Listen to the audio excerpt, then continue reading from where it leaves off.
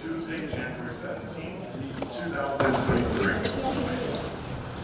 Are the microphones working? No. Barely. Okay. I'll be sure to speak a little louder. In accordance with the requirements of the open meeting law, please be advised that this meeting is being recorded and broadcast. There we go. Is being recorded and will be broadcast at a later date. It's actually being recorded and broadcast live on the Limerick Public Access channel and will be uploaded to the Limerick Access YouTube channel after the meeting. The agenda lists all the topics which may be discussed at the meeting and are those reasonably anticipated by the chair. Votes may be taken as a result of these discussions, and all items listed may in fact be discussed, and other items not listed may also be brought up for discussion to the extent permitted by the open meeting law.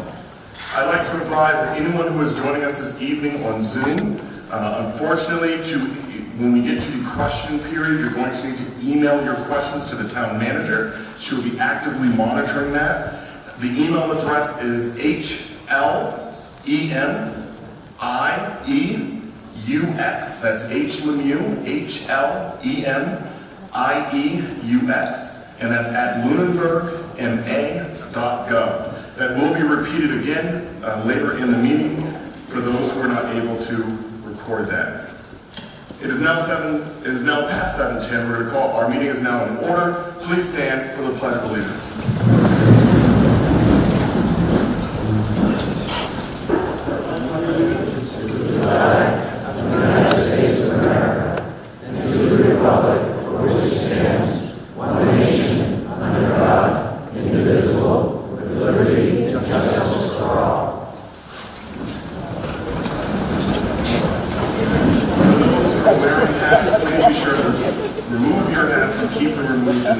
Of the American flag.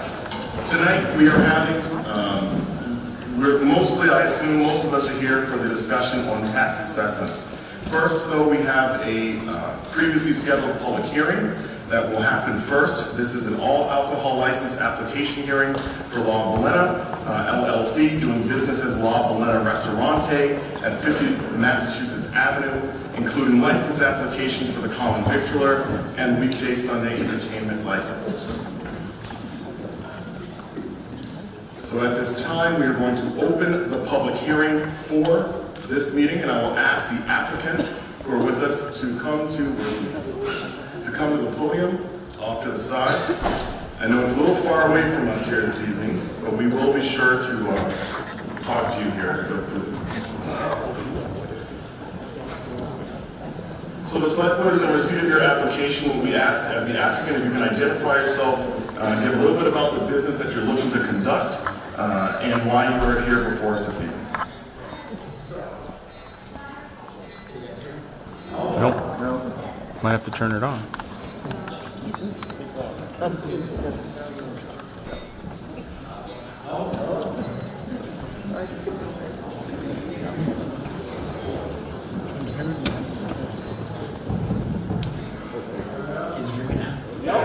Well, you have to speak.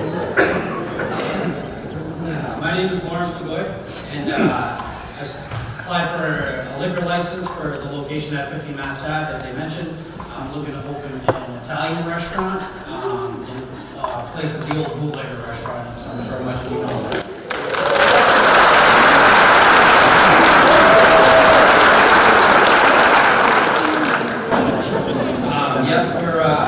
We've been working diligently to get everything handled, and this is almost the final step to get our doors open. So hopefully by next week we'll be able to have the place operational, and everybody would love to have you all down to enjoy some nice Italian cuisine.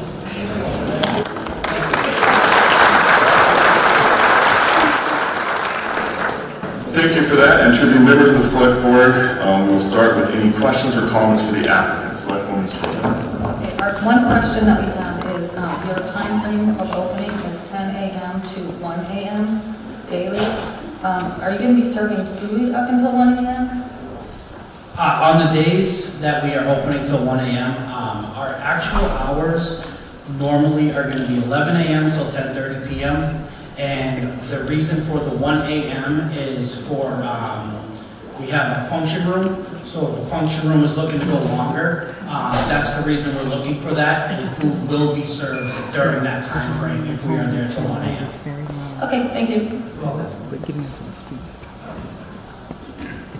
Selectman Dwyer. I have no questions or comments. Selectman Franco.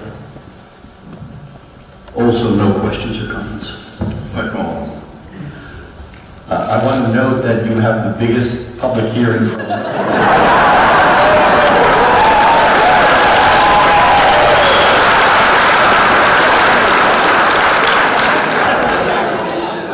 Thanks for putting up with me, everybody.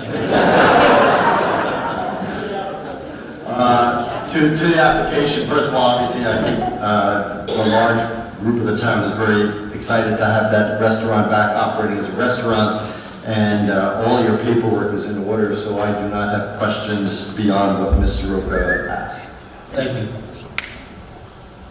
All right, and to my questions. So a couple things stood out to me in the application. So first, on the site plan that you provided, it identifies the locations of seating charts. So for the liquor license, we require a seating plan for all businesses. So, can you explain to me, as you look at your second page, which identifies the outdoor patio area, can you identify for me how one gets into that area and what measures you have to control and limit access to that area?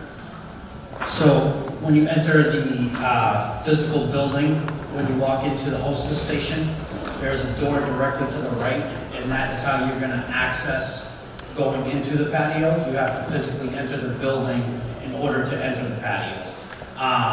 There is 2 exit points on the patio. There's gates there that are labeled as exits only, and there's locks on the inside, so if somebody were to try to emergency exit out of that way, they could leave that way safely and not be tied up on anything.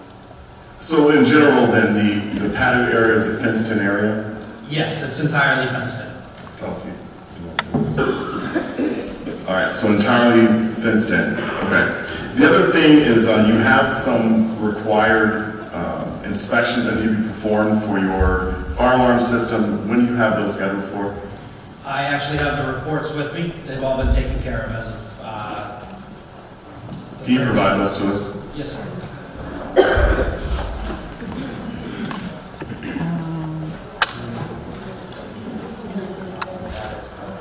I'm frozen.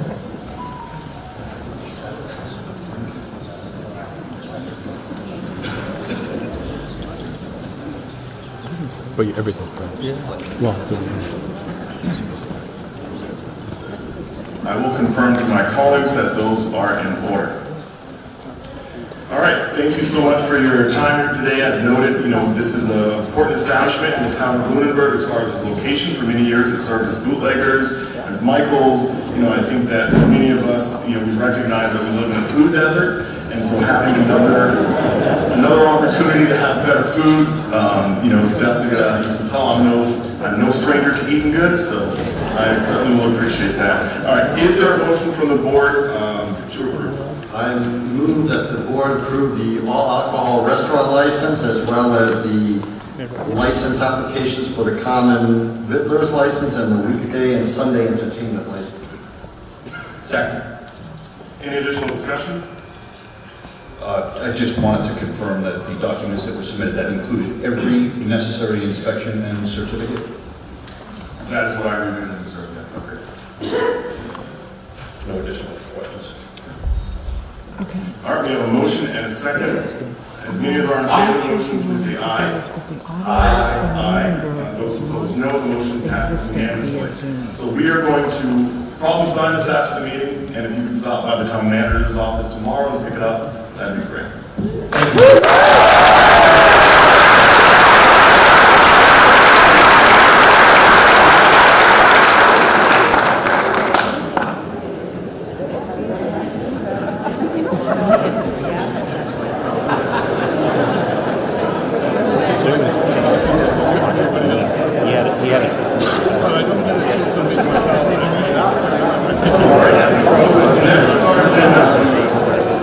Next on our agenda tonight, we have a 7:30 meeting with the tax assessor. It's on This is Zoom, one of but these they're trying to meetings work on an that we audio. understand that it's extremely important for everyone to be here for this. We did post this time as being at 7:30, so we are going to take a pause until 7:30 to pick up that portion of the discussion. So we're going to take 8 minutes. Is there a motion? I don't think the board needs to recess. We're going to take 8 minutes of a pause.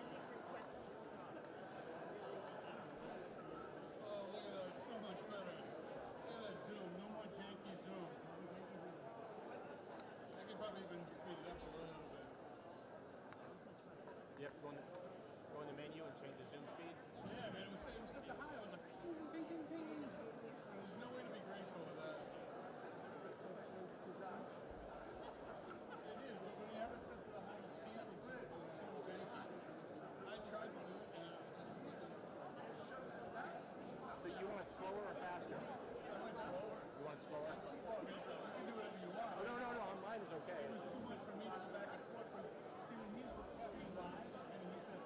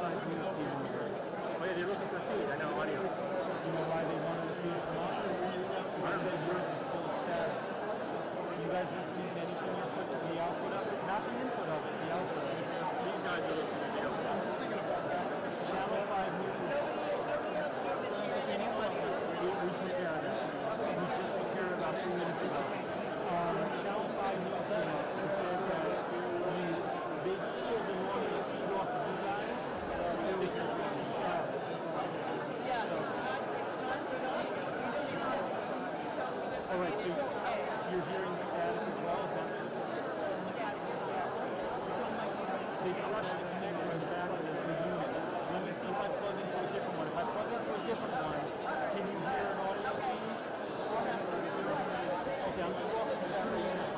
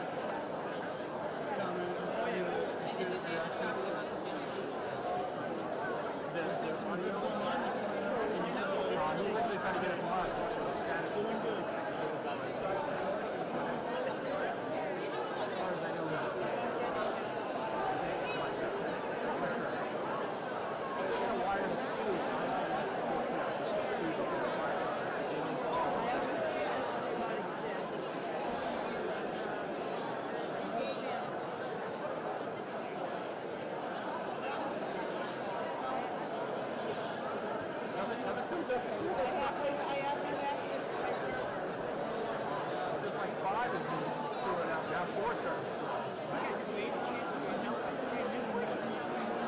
It's like the whole thing is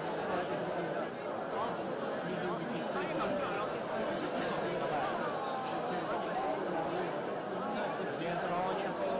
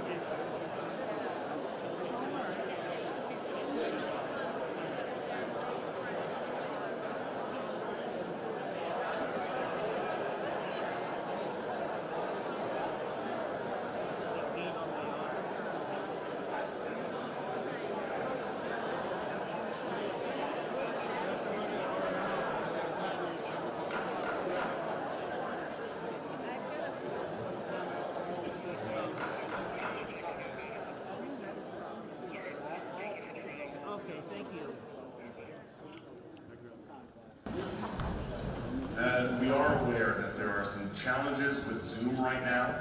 We are at capacity for attendance in the room, which is 100. And we also are being told that there are some audio concerns. So anyone who is listening at home, if you can turn the television on, that will be greatly appreciated. Again, this will also be on public access following the meeting. It's not on television. Tonight we're having the select board meeting in the middle school, high school auditorium to accommodate as many of our fellow residents as possible. We're also broadcasting this meeting via Zoom for those unable to attend and who would otherwise like to observe or participate. The goal tonight is to share as much information as possible for the principal assessor and members of the board of assessors to provide clarifications and answer your direct questions, for you to speak to concerns that you continue to have, and for the select board and town manager to discuss the plan ahead. The select board is joined tonight by the town manager, Heather Lemieux, the finance director, Karen Brochu, our principal assessor, CJ Carroll, and 2 members of the board of assessors, Kevin Fish and Christine Cosgrove Higdon. Christine is a long-term resident and has her PhD in physics. She's worked as a professor, mathematician, and college dean. She was appointed into a vacancy on the Board of Assessors in 2021 and was elected to a one-year term in May of 2022. Kevin attended all grades in Lunenburg Public Schools, is a long-term resident, and works as an accountant. He was appointed into a vacancy in 2021 and was elected to a full 3-year term this past May. Mr. Letarte, the chair of the Board of Assessors, is out of town due to a previous commitment. We have many student assistants in the room with us tonight, and I want to thank the superintendent of schools and Don Guerin for helping coordinate support from the Student Government Organization and National Honor Society. I'd also like to acknowledge the students whose class play rehearsals were bumped by our request to use this room. Following the presentation from the principal assessor and during the question period, you should remain in your seats. We're going to go around the room by section, and the student representative for your section will bring you the microphone. A few questions from each section, and we're going to keep going around the room a few times. There will be a time for public comments later, so questions should be direct and succinct, and everyone who asks a question will be able to ask a follow-up. All speakers will need to state your name and address when recognized, and only the speaker recognized by the chair has the floor. At last week's select board meeting, I suspended our ordinary business and opened the floor to the public. We then heard an alarming amount and severity of concerns about the third and fourth quarter tax assessments from residents who own homes around Lake Shirley, Lake Whalum, and Hickory Hills.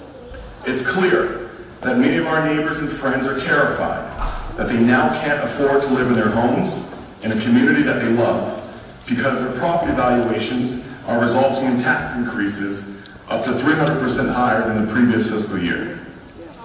The collective concern was that there must have been a mistake.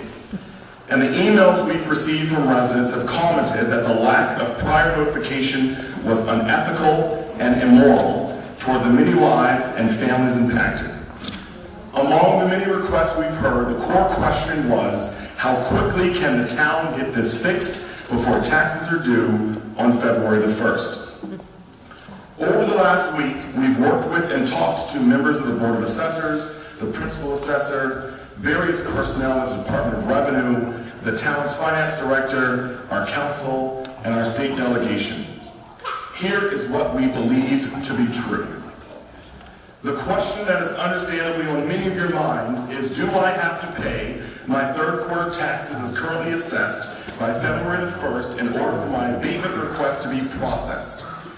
The answer is no, but. The Tax Appellate Board uses a formula that the Board of Assessors will follow, and you will need to perform some computations. Following this meeting, we will have worksheets available for you up here on the stage. They're right here with us. Tomorrow, we will also post a link on the town website under the assessor's office. There are many nuances to the formula, and you will need to diligently complete the form and potentially seek professional support if necessary. The gist is that the formula asks you to figure out what your average annual local tax was for the last 3 years, and for many, making the same payment you made last quarter by February the 1st will preserve your right for your abatement to be considered. Please be sure to look at the worksheet for the exact formula for your situation. The but is that if you do not pay your quarterly taxes as assessed by February the 1st, state law requires the town to attempt to collect the full amount and charge an interest and related fees on the difference between what was paid and what was assessed as being owed. We've asked, and there is no local ability to waive or suspend the interest and fees from accruing. If your abatement is successful and your property is assessed at a lower value than what you pay taxes for, you may also get the interest and fees returned. If your abatement is unsuccessful, however, all the interest and fees will remain. Next, there's a question of whether the principal assessor or other town entity can reopen the assessment and property valuation process and just do it again. The answer is a very clear no. The entire process is dictated by statute, and regulations from the Department of Revenue and the timelines are rigid. The tax rate for the town is set for this fiscal year, and the town cannot send revised tax assessments to homeowners that further increase valuations or assessments. The only way that residents can realize a decrease in assessed value is by going through the abatement process. Which then brings us to the next question. Town meeting has only allocated $116,000 for its abatement overlay. So does that mean that the Board of Assessors can only provide $116,000 in relief? The answer is no. The abatement process for individual assessments is blind to the appropriated funds, and the Board of Assessors can exceed the appropriated amount. There is no actual limit to how much they can abate.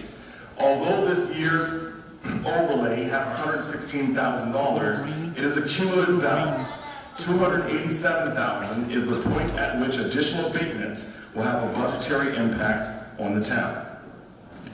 Everyone who believes that their property was inaccurately assessed will have to complete an abatement application, and every property will need to be individually assessed by a tax assessor hired by the town. By statute, the Board of Assessors will have until May the 2nd, to act on all abatement requests, and also by statute, those not acted on by the end of the day on May the 1st or 2nd will be denied, unless the applicants and Board of Assessors agree to extend the timeline. Again, statutory requirements. I expect the Select Board to exercise its full authority to ensure that the Assessor's Office has the personnel to accomplish this task. Over the next week, the town manager and outside support will work on the RFPs that need to be publicly posted to bring in a small army of property tax assessors. The town manager will also be working with staffing agencies to bring in administrative support to the Assessor's Office so that the office and members of the Board of Assessors can effectively schedule, coordinate, and communicate with residents. We will work to have all enhanced support in place in mid to late February and no later than March the 1st.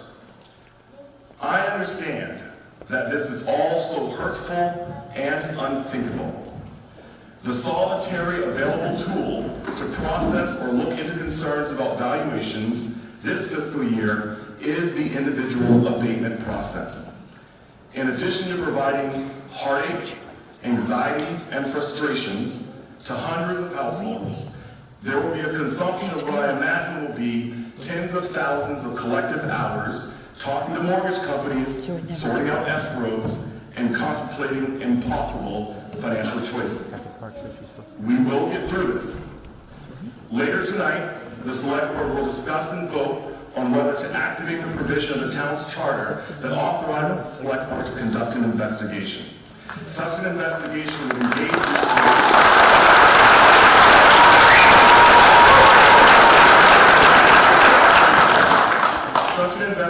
would engage resources within the Department of Revenue, as well as outside consultants, and will be vital to evaluating 2021 residential market conditions in Lunenburg and the calculations employed to achieve the fiscal year 23 valuations and assessments.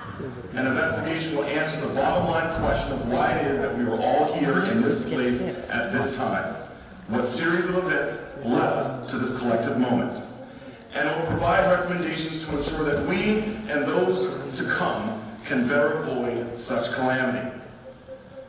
In response to a few questions that have been raised previously, by state law, the town budget can only grow by 2.5% per year plus new growth, unless the voters agree at the ballot box to exceed that percentage.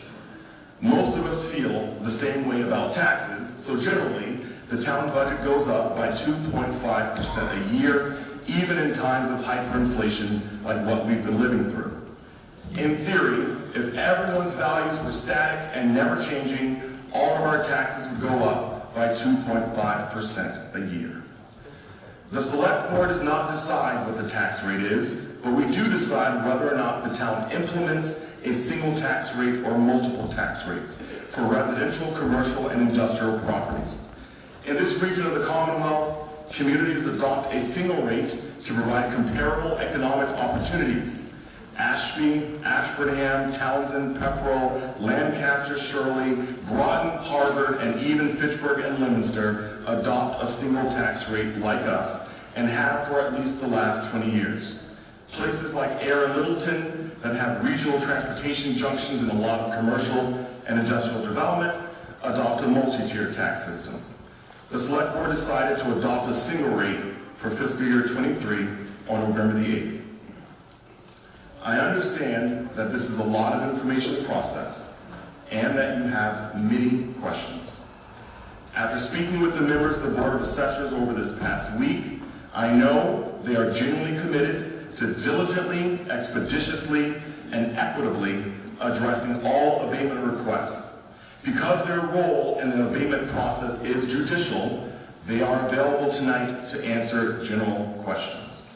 And with that, we will turn to CJ, the Principal Assessor. Thank you, Chairman Jeffries. Can everyone hear me all right? Oh, the microphone's working? Speak louder!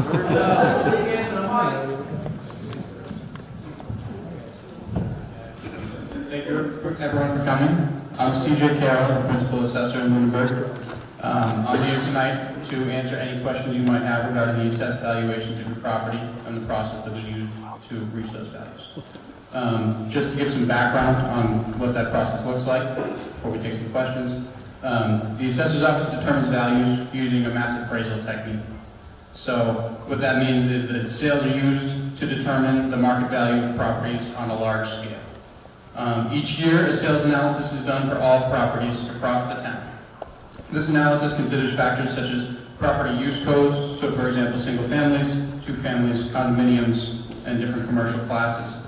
Other factors include things like building style, your land size to determine the land curve, and the actual part of town that your property falls within. All of these factors, when the sales analysis is done, are sorted, and the assessment to sales ratio within each subcategory is analyzed to ensure no single factor is assessed incorrectly, whether too high or too low. The Department of Revenue requires that this ratio falls within the state guidelines. Any value changes that are made are based on sales of comparable properties and must be altered to reflect state guidelines in order for the Department of Revenue to approve these values at the end of each year. So I just want to give an example of how this works outside of the example that everyone is here about tonight. So one of these categories that gets analyzed is the home type within single families. So you have ranches, you have colonials, you have bungalows, many others. We do an analysis, we find this assessment to sales ratio, and we may find that a bungalow, on average, is at a 110% assessment to sales ratio. This means that the assessments on bungalows are 10% high. We may find in that same analysis that our colonials are at 80%. This means that colonials are assessed 20% low compared to sales. Everything is about the sales. So what we do then is we make the proper adjustments. Typically in this particular example that I'm giving, that means that we would adjust the unit cost per square foot of the appropriate home size. So this assessment to sales ratio, it applies only to qualified sales. Qualified sales means anything arm's length. So nothing that family members have sold, nothing that may have been a sale under duress, anything, if you were to sell a boat with your home, anything that would affect the value of that home upon sale, we do not consider because we want to make sure that the actual sales value that we're considering and adjusting assessments based on is as accurate as possible. So this leads us to why everyone's here tonight. It's a subcategory called site index. And this is determined using what's called the neighborhood map.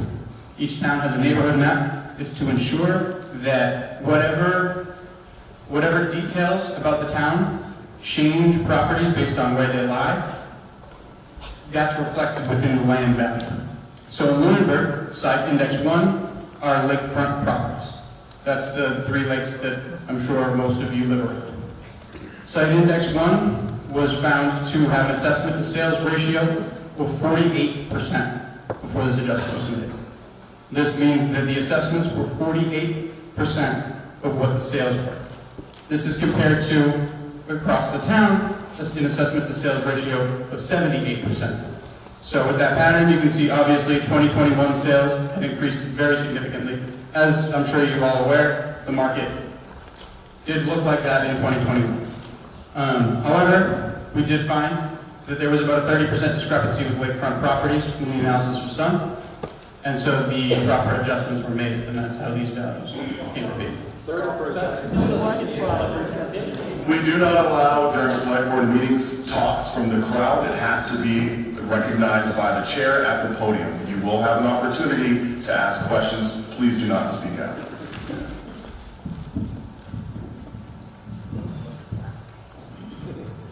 All right, CJ, do you want to provide any additional information in your opening comments here tonight? No, I think we're ready for questions. Okay, so what we have tonight, we have student representatives. If I can ask all of you to come to your kind of sections. We're going to start in the section to the right. So I want to reiterate how we're going to do the questions. The student representatives are going to identify a person on their section who'd like to ask a question. So if you'd like to ask a question, raise your hand. We're going to start on the right side.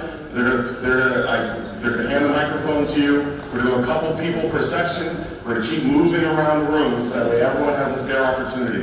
And so I'm going to start with, that looks like Layla over there. So Layla is in the back, so we're going to go to the right side over here. Any questions from the right?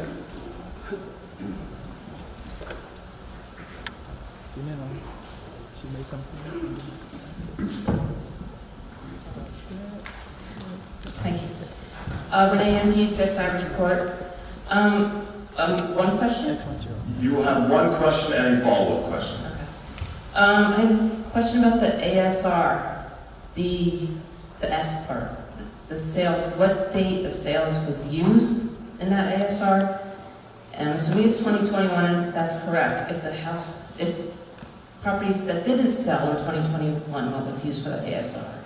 So the sales analysis that was used for fiscal year 2023 values was calendar year 2021. And if a property didn't sell in 2021, how'd you calculate an ASR? There's no assessment sales ratio because there's no sale. So we're down to 14 lakefront properties that had an ASR. There were 9 within that year, and if we include 2020, 15 total qualified. 2020 is included? If we were to include it in this analysis, because Was it included in your assessment, 2020 sales? not in what was reported to the DOI, but I have since extended it to ensure that the values are still correct if we were to include 2020. All right, my follow-up? Yeah. You said, if I understand correct, across town, the median ASR was 0.78 before, at the start, before you made any adjustments. What was the ASR, median ASR across town and off lakefront, off waterfront, after the adjustment? Across town, it was 95%. For 2021 sales only, it's 92% lakefront. Wait, that just makes sense. So if we were to take all single families in town, Yeah. it is at 95%. Currently, right now, if you're doing your Currently. assessment. Okay. The numbers approved by the Department of Revenue. Ma'am, I just want to say, I think you've had the opportunity to ask the question Okay. and follow. Okay, thank you. CJ, will you continue to answer the question? I'm happy to finish answering that. So across town, Yeah. 95%, which is the minimum for the entire town with the Department of Revenue. Lakefront properties are at 92% at the moment. 2020, using 2021 sales. Correct. Okay, do we have anyone else in that section that would like to ask a question? Kayla Sherry King, 455 Townsend Harbor. And my question to you is there a law, is there a statute, is there something in the town bylaws that says when you see something so askew that you have to take the full amount of the taxes to the people? Because I'm sure you obviously looked at the group that are all sitting here and saying, this is really hitting them, especially like my family at 83% income tax rate. Do you have to take all of that? It's an ethical question. Is it done by the state that says, we have to take all of this from each individual house at your calculations? Yes, the state requires fair market valuation from all properties regardless of any other situation. That's not what I'm asking. CJ, I think you missed the first part of that question, is if there's any bylaw or requirement that triggers in this process, you have to communicate it. That's how I understood the question. Is it? Yes, is there something that requires you to take the full amount in the bylaws of the town that we can't turn around and sit there and say, this is crazy, this doesn't make sense, this is going to hurt a lot of families in the entire town? Do you have to take that? Yes, the state does require that we tax the full fair market value or they will not serve higher values. Okay. Let me do this in a follow-up question. When you look at the home values of 2021, and I was listening to the 2020, might be involved in there too, but the 2021, and you see that really January and February, because I looked at the assessment of the year too, and of course the house doubled for those 5, 6, 7 weeks, and then they all went back down to closer to the 2019 numbers. Doesn't that come into play so that when you have a screwy month like that, and it was insane everywhere, why doesn't the state, the town, assessor, the selectmen, somebody turn around and recognize the consequences of how we're doing these taxes? So we follow state guidelines strictly. That's how we come up with our values, and the state requires us to look at the entire calendar year that's being reviewed, which in this case was 2021. So breaking it month to month, week to week, quarter to quarter is just not part of the analysis that the state requests. I'd like to direct that question to a member, to Kevin or Christine from the assessors, if they're able to answer that question to the best of your ability. So as far as I'm aware, no, there is not a state or local. Can you pull the microphone to you? My apologies, can everyone hear me? Yeah. So as far as I'm aware, no, there is not a state or a local statute that requires that communication. Having said that, yes, I do think that the mistake we made was not in the processes of the calculations. The error we made was in not providing that communication, and that I will stand and publicly apologize for now. That is all I can say right now. As far as what's going to happen going forward, that will remain to be seen when we start the abatement process. All right, Layla, you can call on someone to your right. I'm getting there yet, to your right. Anyone in this portion of the middle that would like to ask a question? CJ, Michael J., thank you very much. My name is David King. My wife and I are at 667 Reservoir. I'm the owner of Remax Patriot Realty. I'm a developer. I would like to spend about 3 minutes to give a presentation, but I think would make this whole audience understand what's going on. Because I've got 10 years of statistics, I spent a lot of time analyzing it, and I think this board needs to hear it. You will have an opportunity during public comments to make a comment. This time, though, you can ask a question. I'll pass on the question, I'll wait. Are there any other questions from this portion of the middle? Yes, I'm Perry Jewell, 20 Sunset Lane. Last week's meeting, John Rabbit and several others raised the issue of how representative the small sample size that was used for the lake values really is. And mightn't it be that there's a great diversity of types of homes on the lake, including the accessibility to the lake, the accessibility route too for commuters and people who want to work at home, and also with state services, etc. But the point being that if there were 14 or so, is that, most of us who've had any background in statistics think that's not, a valid sample to use. And I know you've tried to look on both sides of it a bit, but I think that even there, it could be that during the COVID period and a lot of other things that were going on, the nature of the homes that sold were the upper people that, and it had very little to do, they had to be on the lake, but other houses that had the comparable amount of frontage were not of interest to those people because they didn't have other attributes. Like they weren't maybe seasonal, they couldn't be lived in year round, or they couldn't, and I know we can get into all these appeals and go through that, but it just seems such a tragedy and shame that all the money's going to be spent on lawyers, and trying to sort this thing out. When, you ended up dropping the tax rate by 5 times as much as you had in the previous 5 years, any of those years. It should have been obvious that there was a major change in the way the assessments were being done. Is there any consideration that what you've done was not representative? So I think there are a few pieces of that. Peter, was it? Very. I'm sorry, Perry, sorry. I think there are a couple of pieces to that question that need separate addressing. So I'll start, first of all, with, as you mentioned, some of the properties that may have sold on the lake may have been newer builds, they may have been, very nice houses. That is a question of building value.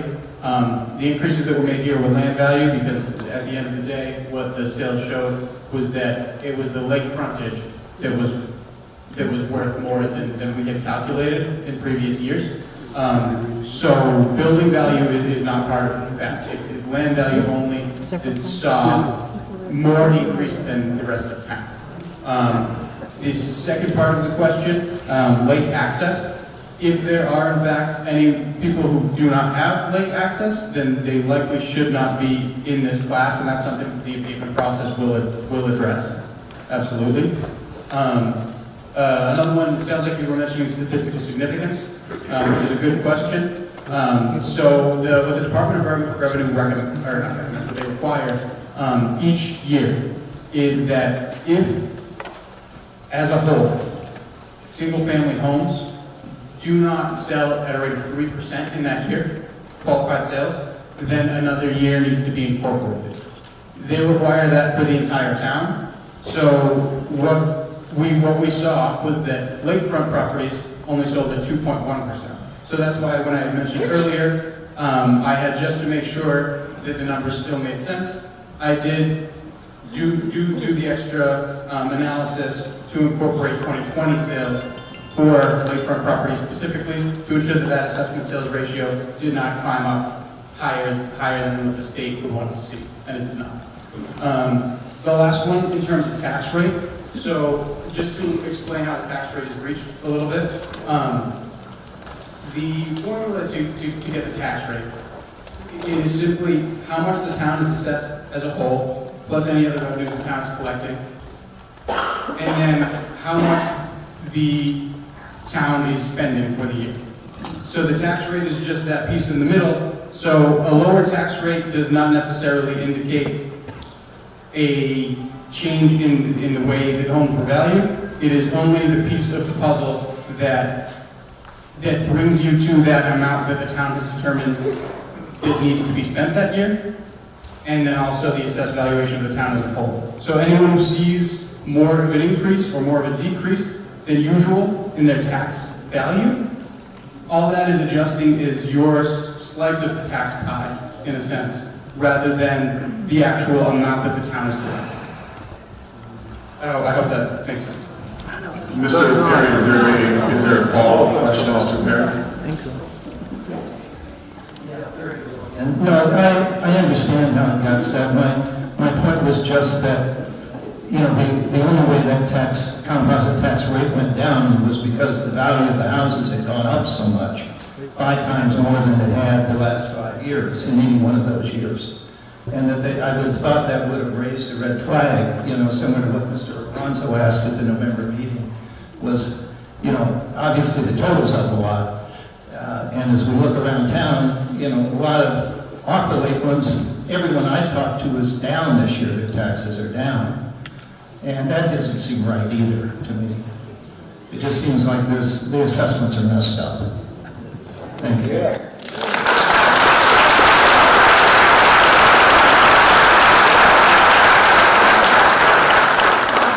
We're going to go to our student representative, Mike, on this left side of the room. Mike is going to be coming down the middle, and you're calling the left side of this We're gonna pick.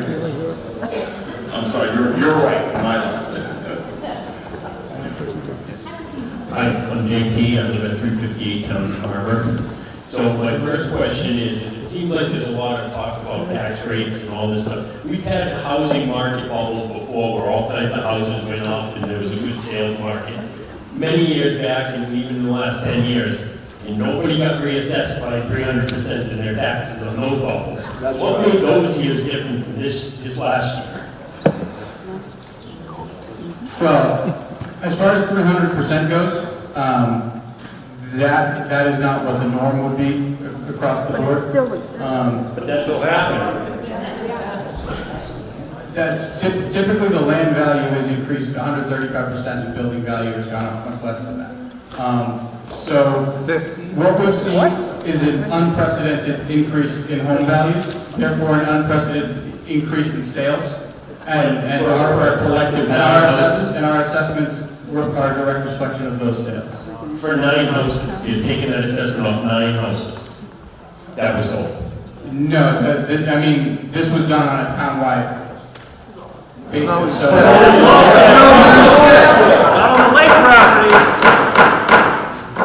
As a reminder, the person that is recognized by the chair is able to speak. At this point is the gentleman to the left, as well as CJ. Sir, if you want to continue with your question.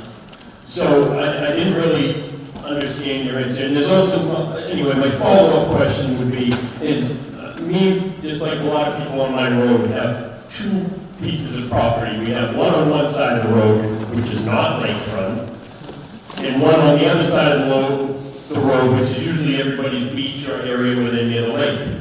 The one on the lake didn't go up at all, the land value. The one on the other side of the road is the one that got jacked up, in my case, by $390,000.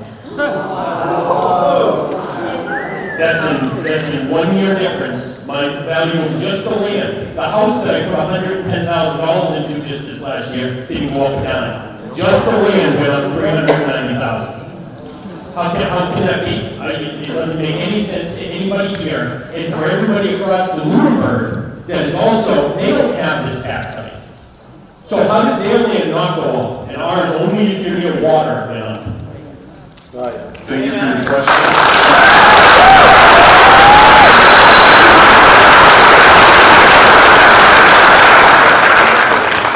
So to answer your question, it sounds like if your land value on your lakefront property did not increase, but on the other property it did, there may be something wrong there. I would definitely.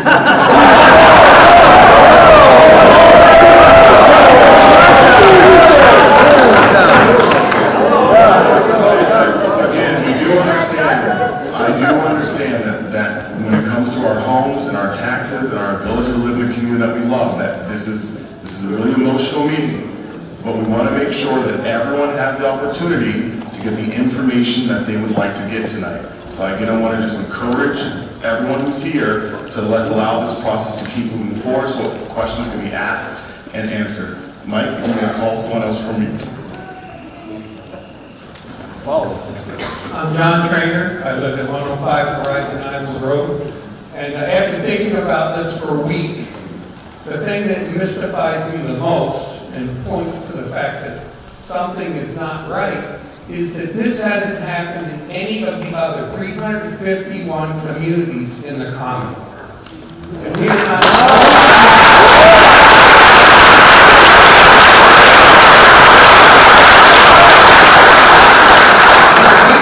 We're not the only town that has waterfront property. There's lots of it in the state. So why hasn't this happened in every other one of the communities that has 500 homes with waterfront?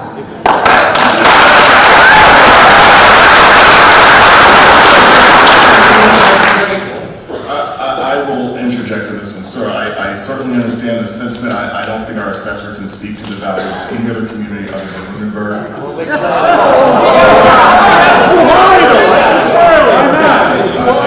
I do understand the concern, but I don't think our assessor can speak to the values of any other community.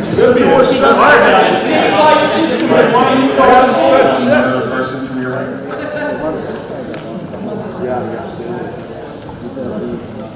Bob Peace, 11 Report.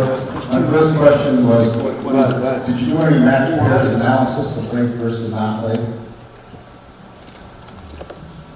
Mark, can you explain what you mean by match pairs analysis? Something I read about in the Assessor's Handbook online, that if you want to try to look at the exact example, they use a speech crime, and they compared two houses that were very similar, but one's on the beach and one's not, and they decided what was the contribution of being on the beach versus the value of the home.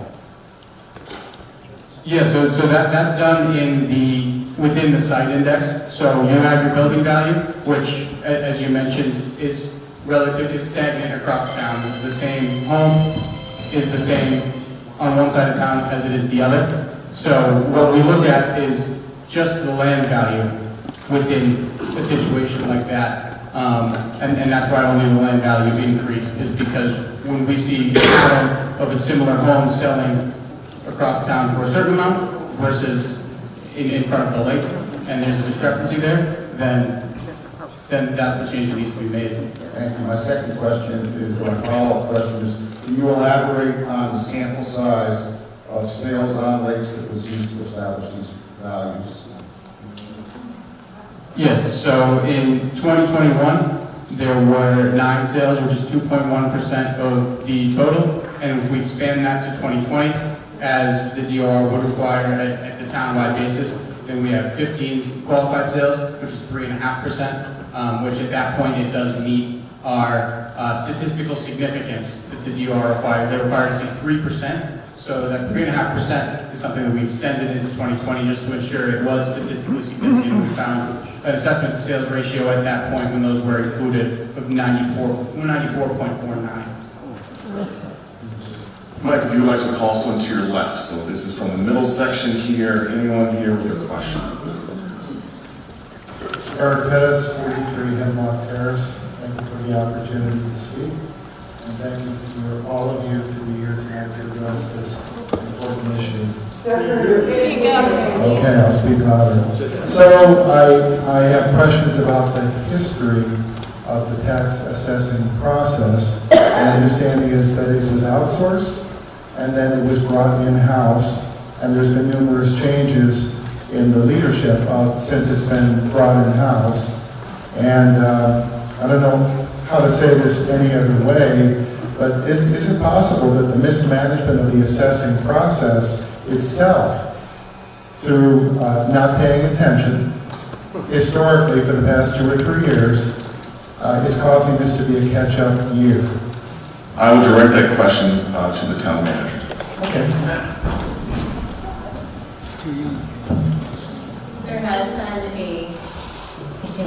There has been a change over the years. We originally did have a company called RRG, was an outside consulting company. And then the Board of Assessors wanted to bring someone in-house staff to do the assessing, be the principal assessor. So there has been changes over the years. Without going into a further analysis of previous years, which I think will be a subject matter of an investigation of how those values changed over the years. Thank you. As a follow-up, I would encourage an investigation into the incompetence of the assessing process, since it was previously outsourced to a competent third party, and since it's been brought inside.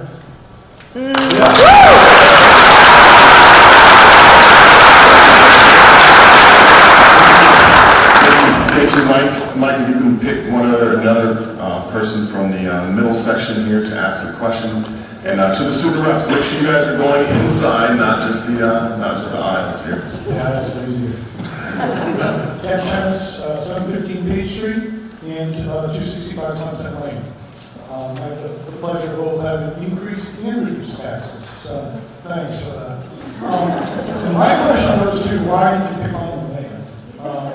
When I read the certification standards, which is you guys call handbook, on how you calculate these values and come up with these factors, I tried to follow the same process that you did. Now, granted, I only used the 3 properties that sold on Lake Shirley because I happened to have a house on Lake Shirley, and so I used those as my equivalents. But I ran through all the calculations that you're supposed to do. I followed the land residual analysis approach, the allocated assessment approach, and the matched pair analysis approach. And in all those cases, I came up with land values for those 3 properties that were within $50,000 to $100,000 of the current assessed land values. None of them were off by more than like 25–30%. Yet you assigned 135% assessment across the board to all land values. So I'm just trying to figure out what calculations did you all follow to determine that all the land that touches lake property is assessed at 135% below what it should be. So the site index was used of all lakefront properties and any properties within that site index, then the increase in sales was used to determine that. Okay, so my follow-up question is, that completely ignores the, I guess you call it the RCLP, which is the cost of the actual houses themselves, right? So with COVID, yes, all the sales went way up, but the cost of building a house also went way up. I should know, I'm building 2 of them right now. And so if you calculate in what the cost to build is, and factor that into these houses that sold, then the values of the houses went up just as much as the value of the land went up. But you completely ignored the value of the houses across the entire town. My 715 Page Street house was assessed at a value 50% lower than what its fair market value was. Yet my house on the lake was assessed at 54% over what the state assesses it at. So building values, a different process is used whenever it's location-based, any increase or decrease, then only land value can be addressed in that case.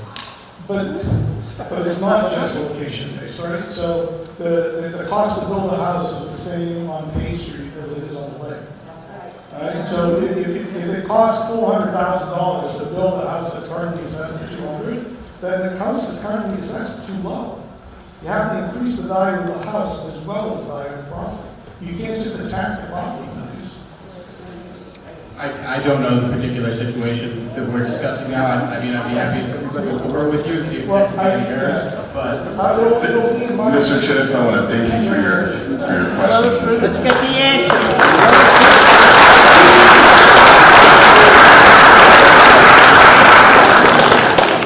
I think we've already had 2 questions in this section, so we're going to go to Griffin. So Griffin is going to be in the upper left balcony. So upper left balcony area. Anyone that would like to ask a question, upper left balcony.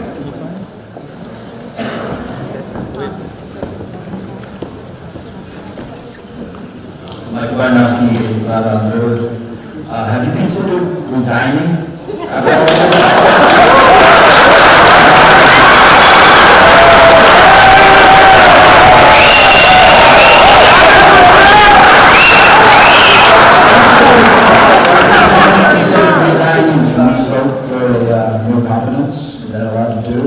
How do we get this guy out of his position? Because clearly he had no idea what he was doing.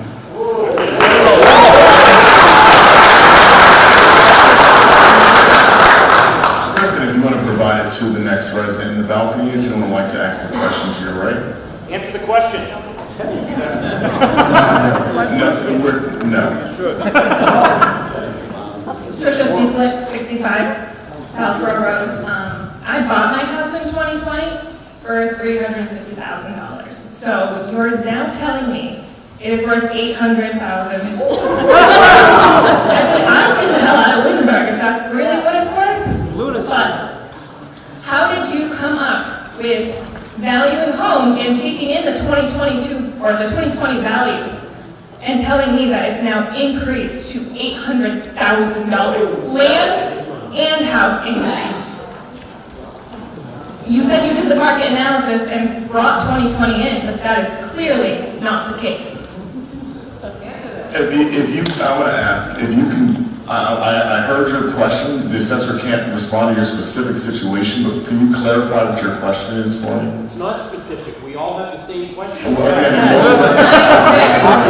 question is, you stated that there was a 48% type 1 discrepancy, 30% discrepancy for lakefront, so you increased that by 78%. The actual question is, how did you go from assessing things Her house had to be in it. at 180,000 since my house is clearly in that calculation? CJ? As Chairman Jeffrey said, I can't speak to your situation specifically, but... You have to have those 9 houses in front of you. Again, I want to remind the gentleman who's speaking out that we do not allow speaking out in our meetings. We want to make sure everyone here has the opportunity to participate and get good information. So please, we will bring your microphone if you'd like to talk and ask a question, but at this time, please just continue to allow other people to speak and ask questions. CJ? As Chairman Jeffrey said, I can't speak to your specific situation. If your transaction was fair market value, you may have a great case for an abatement. But as I mentioned at the beginning, all these calculations are done by state guidelines on a mass appraisal basis. So your value was done on a mass appraisal, not based on your sale on your home. Your sale was a piece of the puzzle for every valuation. And do you have a follow-up, ma'am? So at what point do you as the assessor start coming into homes to do fair market values? Because I believe that's kind of a general law that you have to do that every so many years. Yes, it's every 10 years. We currently are doing a push right now to catch up with cyclical data collection. We'll be doing about 1,500 properties this year. We're in the process of that at the moment. As for your property in particular, and anyone else here, an actual inspection will be done and a revaluation by myself and by the Board of Assessors to determine if your actual value specifically is correct or incorrect. Griffin, if you can call on someone to your left. Anyone from the middle section that would like to ask a question. Middle top. Anyone that would like to ask a question. Joel.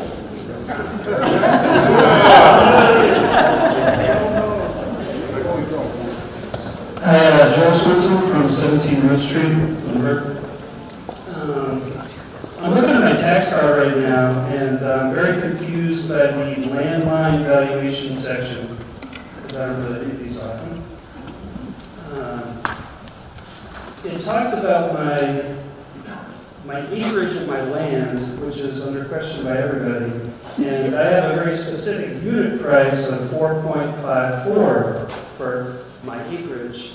I can take a step 1 inch to the right, and I'm standing on my neighbor's land, and he has a different valuation of unit price. And I'm curious why my land costs a lot more than 1 inch to the right of my land in this calculation. On a per square foot basis, that's likely, and again, this is individual, so I would want to take a look at it before saying for sure, but it sounds like it's a matter of the land curve. So a larger property per square foot is going to be worth less than a smaller property, as with a smaller square footage home. So if you have, if you have 1,000 acres, then per square foot it cannot be assessed at $4. That assessment would be insane. Versus if you had 15,000 square feet, the per square foot assessment would be different, and that's because of the land curve that's built into the system. CJ, on that question, I know that Joel may have a follow-up, but can you clarify what the minimum acreage is per lot? And this would be a great question for the planning department, but there are 2 different zones, the residential zones within town, 40,000 square feet and 80,000 square feet, but there are many lots that are grandfathered into that. Thank you. Joel, do you have a follow-up? Yeah, thank you. So the last meeting, a very brave individual, Richard Letarte, spoke at the meeting, and I really commend him for what he did. And he tried to inform us that, and I quote, "The DOR requires every property to be upgraded from quarter acre or whatever it is to 80,000 square feet, which is essentially 2 acres.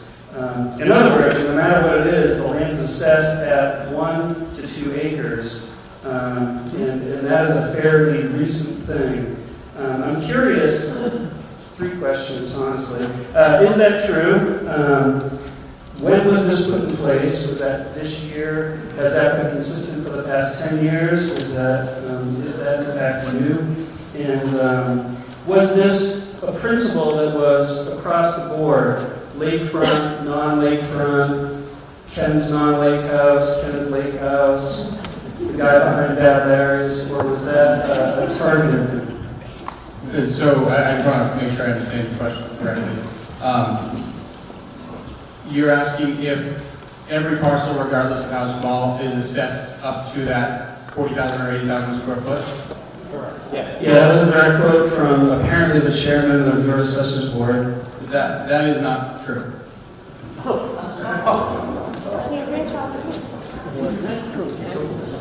Why would your chairman not even understand that principle? And why would you be contesting exactly what he said in a town meeting? I mean, Rich is extremely intelligent. I'm sure that he just misunderstood a law or something that he read. And I am only contesting it to let you know that it's not correct. All right, thank you for that question. Now to Max. So Max is going to be continuing in the middle section. Anyone in the middle section, Max is going to come up the aisle there we have a couple questions.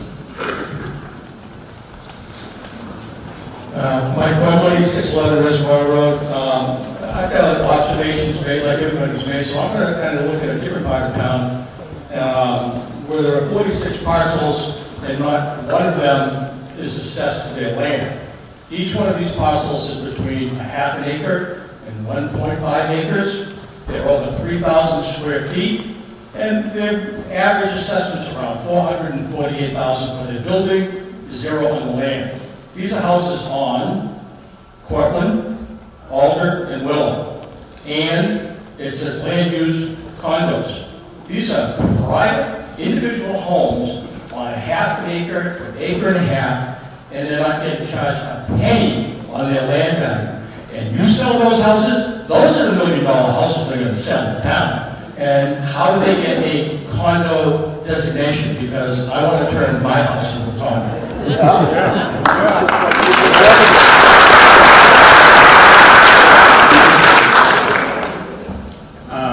I would definitely want to look at that, address that. Continue to assess the condominiums. Typically, it has to do with the way that the deed is structured, whether or not something is a condominium, and the value attached to a condominium. While it does not have a landline valuation section, the land and the common ownership of whatever the commonly owned property may be, whether it's a lobby or a lawn or a yard, typically that is built into the rest of the valuation. But like I said, I would want to look at that because I can't speak to a property specifically. I don't have it in front of me. Right, and just through me, I have no idea. I mean, who's paying the land value in the past? That's over 46 acres of land there, 46 parcels plus. There's even bigger. There's one land, there's 94 acres of land in Lunenburg with a 0 value on their tax. So I'm looking around, pull up those transfers, and this, even when you go online, it's not current. I think with the GIS map that I'm looking at, and I see these acreage and the charges and the parcel cards, how old is that? 2 years ago?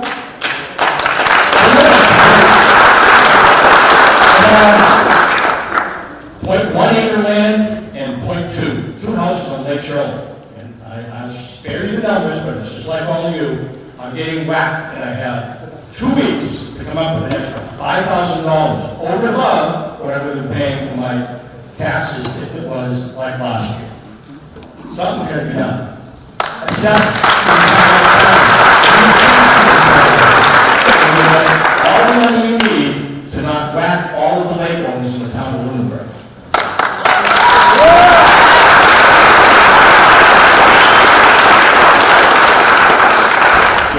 Sir, in an endeavor, I think that this board last week did a good job of listening to residents, and we will continue tonight to listen to residents. I don't want to take anything away from your comment, but as we move forward, what I would ask is that, if you have such a comment and not a clear question, that you would just save that for after we finish the question period. We want to make sure, because we're going to be closing this in about another 15 minutes, so we want to make sure that everyone with a question, that for the benefit of the group, has the opportunity to ask it, but certainly the comments are also very important to the process. I asked the question, why, what is that? Would you mind, Max, handing him back the microphone for the question? And again, questions? Yeah, the question is, I mean, what is the condo living area tax cap? I don't have the property in front of me, but typically what happens is the percent ownership that you own within that condominium complex, then that is the percent that you pay on the commonly owned area, whether it's 94 acres or a lobby or anything else. Typically, your percent ownership is the percent that you pay, and it's rather than land value is built into the rest of the value. That's typically how condominiums are done. So what I will offer you as well is, as a selectman, I think we made pretty clear that our goal is not to assess individual properties, but there was a sale last year of the condominium complex, and I think the whole thing sold for like $70 million. And my first question was, are we assessing this property at that much? And if not, we need to start doing it now. I was advised when I reached out to the assessor's office at that time that the property was valued closer to the $40 million range. I'm not exact, but that was what I was advised, and that would be considered during fiscal year 24, since it was a 22 sale. But it did identify a significant difference between the value that it sold at and the value that it was being assessed at. But those condos are being assessed taxes, but I can't speak to the individual, people and why it may show up on a map, but the property itself does pay taxes. Max, if you want to call in someone to your left, and this is an upper right balcony, upper right balcony. Hi, Dan, 895 Flat Hill Road. This abatement that we all have to fill out. We didn't have enough time for everybody here to get it done. Isn't it by February 1st or something we have to have that in? Can they extend that to help us out with this? First of all, I'm going to be asking for help to do it. I think a lot of other people here might be asking help to have that done too. So that question could be answered by, probably not by CJ, but by either us here or, I'll start. The answer to that question is statutorily no, that deadline is February the 1st. However, the abatement form can be put in, and one thing I noted earlier is, this is going to be a massive undertaking. The town has to come in and actually look at every single person's property. So the concern tonight is, was this a real assessment? Was this a numbers game? How did this all happen? What will occur if you put an abatement form, your property will be assessed by a tax assessor as part of the process. So that will happen. And as I noted earlier in the opening comments, the task at hand right now is for the town manager, for the select board to work together to make sure that we have the right people in place to make sure that occurs. Unfortunately, the deadline is February the 1st. One of the questions that we asked in this interim week was, what authority do we have? Can we push any of these deadlines off? Can we suspend them? What power can we take? What can be done to give us the power to do some of this? And the answer is, at this point, it's statutory, and that these deadlines are set. Now, if the process cannot complete within the 90 days, what you can do is you can work with the Board of Assessors to extend out that timeline. And that is something that we do understand to be true. We have a follow-up question. Yeah, the Board of Assessors now, how many are there to help all of us? So right now, this represents, so the select board is me to my left. The Board of Assessors starts on the right side of Karen, is the two members of our community at the end of the table, and then also Mr. LeChart, who is legitimately out of town, and he's also the longest standing member of the Board of Assessors. Okay, my follow-up is, I guess you had a meeting in November, and I was at the meeting last week, and they said that there's going to be a slight increase if you really want to. Now, how did he not know that it's going to be a huge increase of 135%? How did he not know that?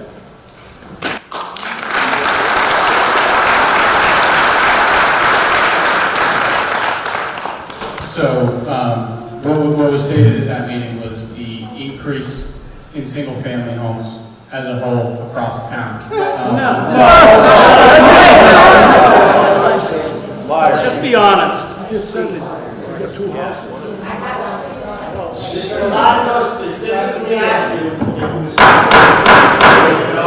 Again, I want to remind all of those, I understand, but I want to remind everyone that we will have opportunities to speak and give comments, and now is not the time to publicly just speak out. But CJ, if you can answer that question. So, unfortunately, at that time, there were no triggers in place to notify us of any individual increases that would affect any folks more than others in order for us to send any kind of notice. That notice would have, at the earliest, been able to be sent in December. That's something that we're going to look into for future years, but unfortunately, that process was not in place. Matt, if you would like to call someone else to your left.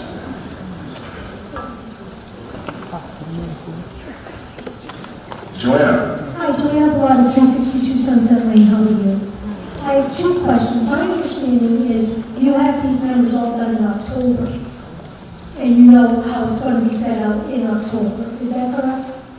So the analysis starts in October, and then it's presented to the Department of Revenue, typically in November. In this case, it was the first week of November. We then work with the Department of Revenue to make sure that they approve of our values across the board. But in October, you had those numbers that you submitted at the beginning of November. I had been working on them in October. They were submitted in November, and then approved also in November. Thank you. So, you're a new assessor. There was the, I know, I didn't retain the two percentages. There was 30, and then we were down to the district. I think they were both 30-something. So, I know an assessor can every year gradually get people to where they want to be. Every year they can do a 10, 5, 50% and then to where they want to be. You're a new assessor, you saw this 30, you saw the other 30. Did you ever go to leadership and say, geez, I'm going to whack these people? Or did you just submit to them the certification November 8th? Did you go to the town administrator and say, ooh? Did you go to the accountant and say, ooh, this is going to be a big thing? Or were they all shocked when they heard from us in June?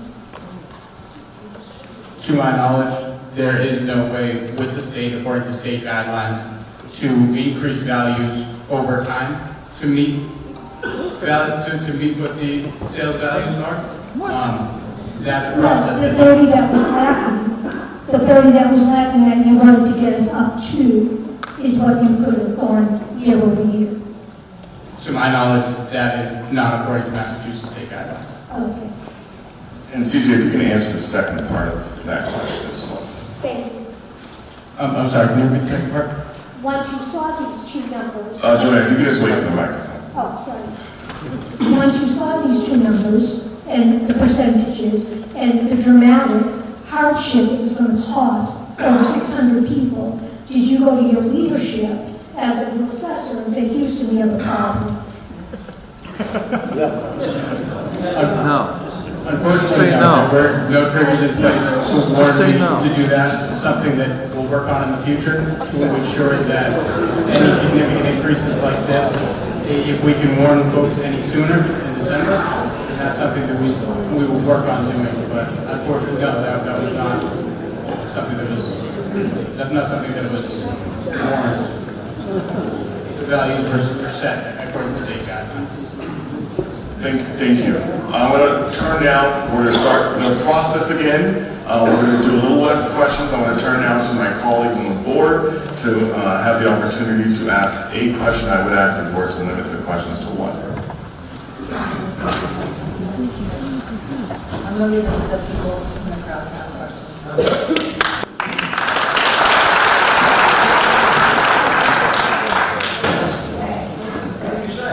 The response that she'll leave it to the residents to ask questions.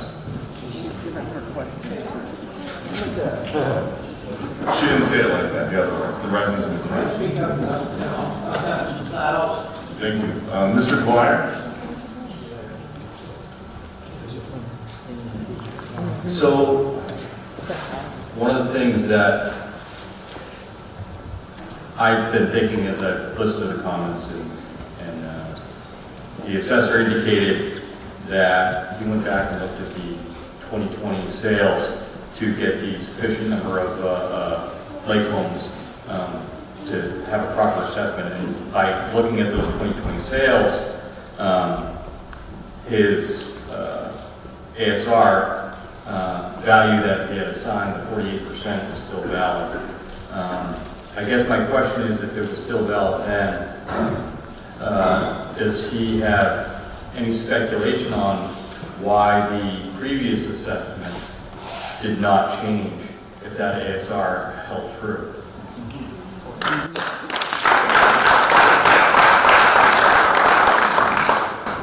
I was not here for previous assessments. I don't want to speculate as to whether this is an unprecedented increase or if this is something that maybe should have been done previously. I don't want to speculate to that. It's not impossible, though. So, just as a follow-up comment, that's something that I think every member of this board will look into and be very keen on trying to identify that the reason that this increase happened so suddenly, whether it was a breakdown in the process over not just this year, but over a number of years.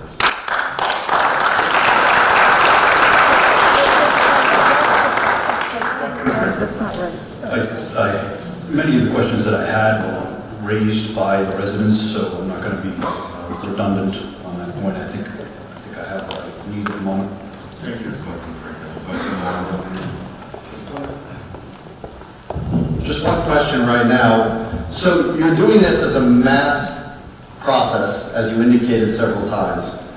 At the end of putting all these parameters into the mass process, do you generate a spreadsheet that goes over what each assessed value and tax bill of each resident in town will be, including a column that talks about the differential in both land valuations, building valuations, and tax bill increases, so that you can peruse that column and see if anything seems out of the ordinary? From tax bill to tax bill, no, that would be about 5,300 tax bills. What is done is it is sorted by different categories that I mentioned at the beginning. So whether that be a site index indicating where properties lie in town, we also sort by home types, we sort by, there's many different factors that we sort by to ensure that no single factor is negatively impacting that particular type of property as a whole. And that's because assessments are done on a mass appraisal basis. So looking at each property as its exact value is something that's what the abatement process is for. And there's absolutely to make sure that there's not an outlier property. So that there are fail-safes to prevent that, but the mass appraisal process is what's used to reduce the value. Do your job! I'll hold up the rest of my comments. And we are going to go around the room one more time. We are, we're a bit beyond our time for this, so we will do this a little quicker. We're going to call on 2 people from each section. So in this section, let's see, we have Layla. So Layla, if you want to kind of pick someone, if you want to walk up to the balcony and see whoever you can reach from that side, that way you're getting people on the far side, so that way everyone has a fair opportunity to ask a question. Any questions on the right side? Questions on the right side. It looks like you have one in the front as well. Hi, Donna Saya, 32 Sandy Cove Road, I'm Little Hickory. I've got a quick question. I'm remembering that lakefront homes, I'm not sure what it is. Excuse me, bring the mic to Okay. Donna Saya, 32 Sandy Cove Road, I'm Little Hickory. I am remembering that lakefront homes were assessed an extra $40,000 on their land value. I don't remember what year. It's within the last 10 years, probably within the last 5. Is this correct? No. I'm not aware of that program. It's not what's in place currently. 3 years ago. So, CJ, can you speak to the multiplier? I think the underlying question there is the multiplier. Yeah, so how it's calculated and how different areas of town, the site index that I mentioned previously, how that's implemented is on a factor basis. So the average, the median lot within town that is worth the average amount, a factor is applied to anything worth more or less than that. So that is how land increases or decreases are determined rather than a set dollar amount. That's how land valuations work. So if lakefront homes were assessed an additional $40,000 in land values, and now we're being assessed 135% more, is that on top of $40,000 increase? That $40,000 flat rate is not currently in place and also not something that I was aware of. I did notice that my land values went down over the last 3 years. It didn't. So what's in there? My follow-up question is, I understand that the Board of Assessors is required to take training and recertification every so many years, and that would have been September 22. Has this board done the training and appropriate recertification?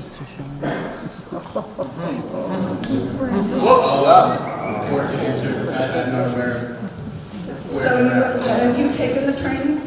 Oh, for the board or for myself? Have you yourself taken the training? I currently am enrolled in my final class to receive my MA. He will be. Wow. Yeah, who are you? I'm speechless.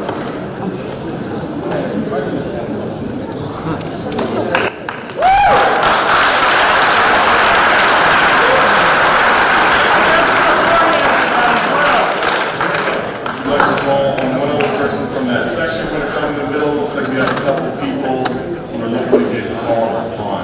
Mr. Jeffries, have the rest of the board answer that. It was asked. Yeah. Asked and not answered. Thank you. Pleasure. Jamie Toll, 147 Peninsula Drive. What I'm hearing, and I understand, is that we're within parameters, the state parameters, etc. I also question the law of large numbers and whether you have a significant number of people to do this.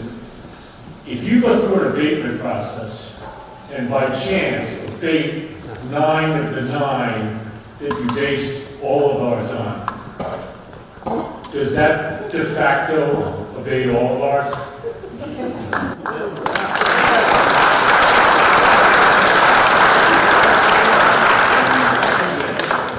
So the question is, if you go through the abatement process and end up giving an abatement to the 9 properties that sold, does that de facto give abatements to everyone else? The state does not allow for de facto abatement. So next, Layla, if you can call on someone from the middle portion. Middle portion. Give it to Jack. Give it to Jack.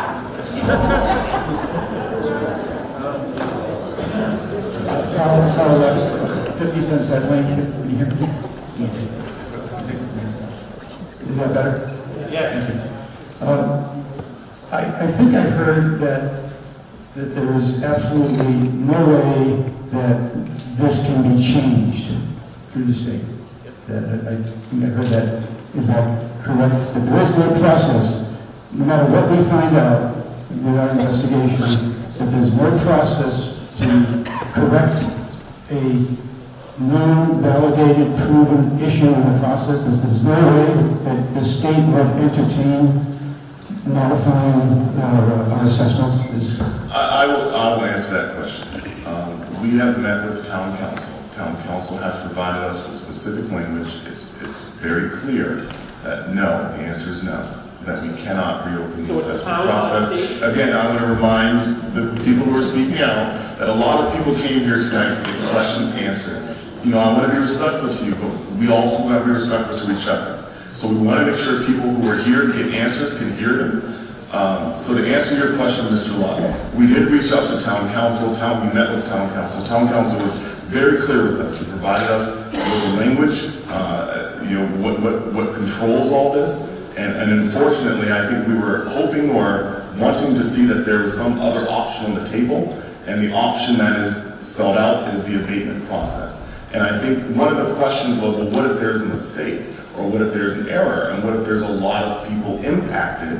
Can they, and unfortunately, the answer is that the abatement process is the process that the state lays out. So, thank you very much, and assuming we still have the same town council, I have a lot of respect for their opinion and their input.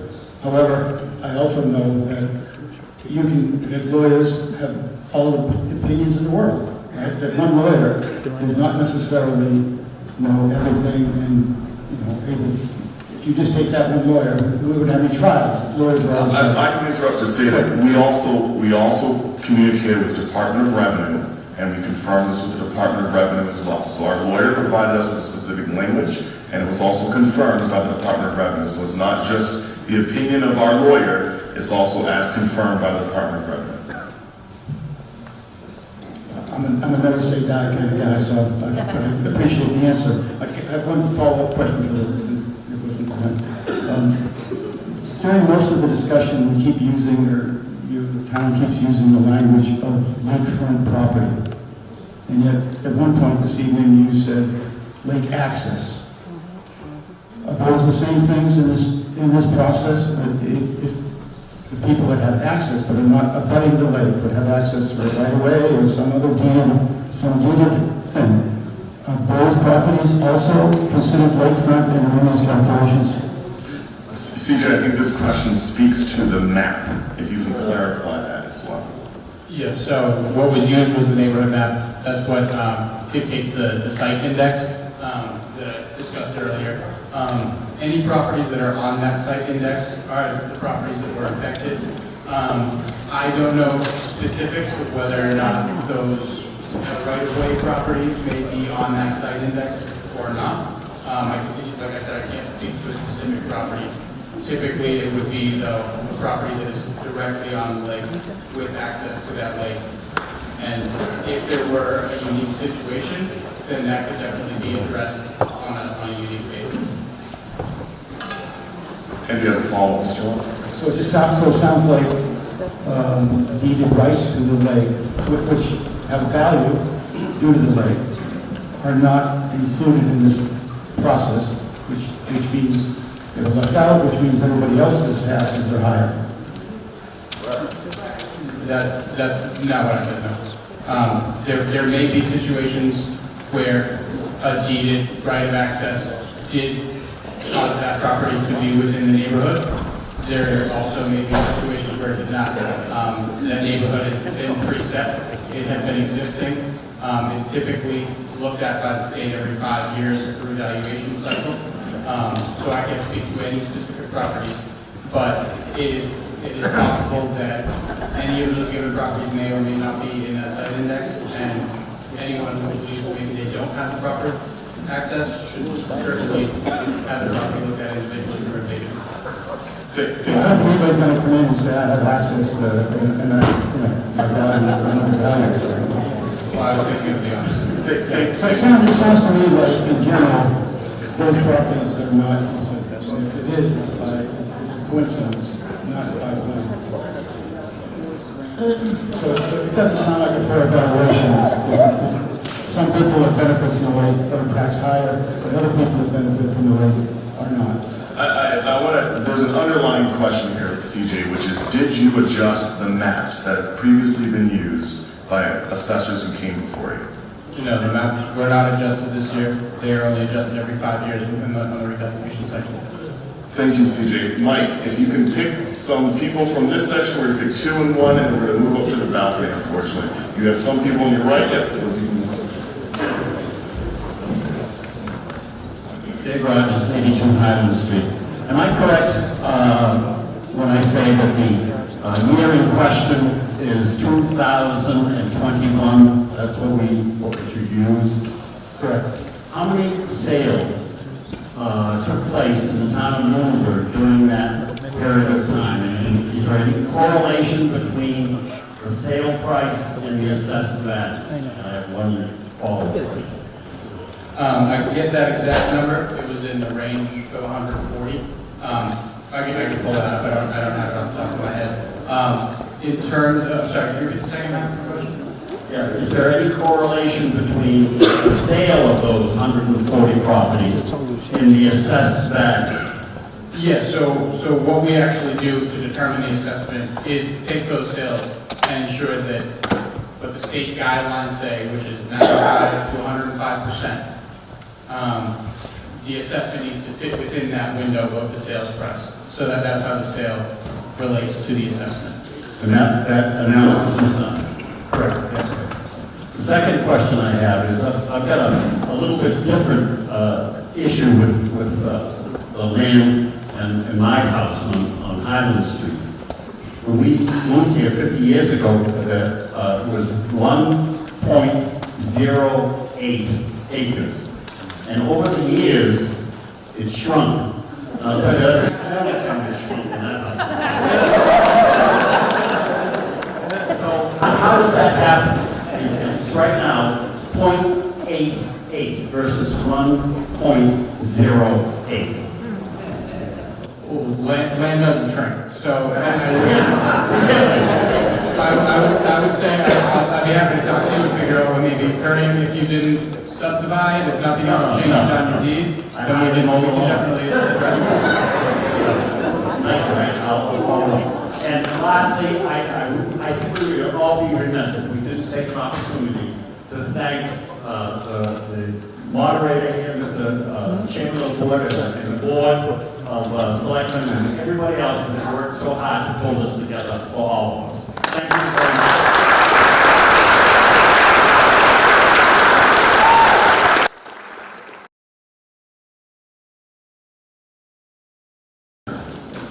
Good evening. Everybody here?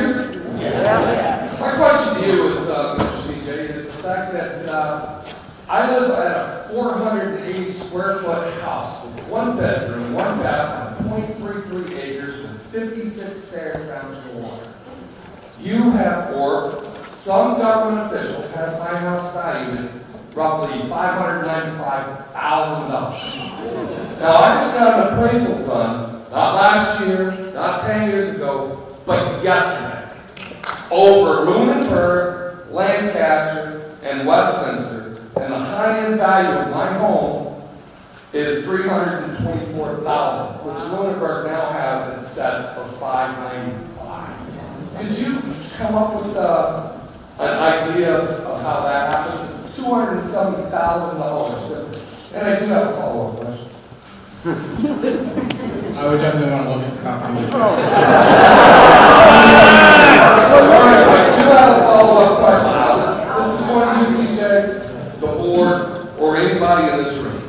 Has anybody ever heard of 1 bedroom, 1 bath, 480 square foot house on 0.33 acres, keeping in mind there's not a flock of unicorns or a school of mermaids within my property, valued at $600,000? So CJ, in this, I think there's the underlying question here is, did you see property sales of facilities that were around that size that sold for around that dollar? No.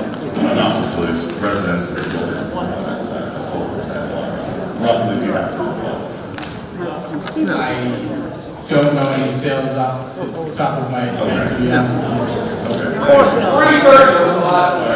And so, Mike, you're going to pick some from this side of the middle, this side of the middle. Give the guy the black shirt. Right in the middle, right in the middle of the map. All right.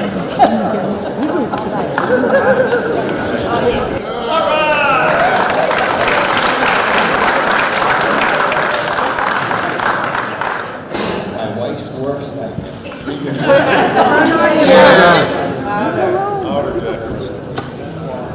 We still want? No. Other way. Yeah, we can hear you, just have to speak up a little bit, Mr. Ryder. Okay, I won't repeat the joke, but this is my wife's worst.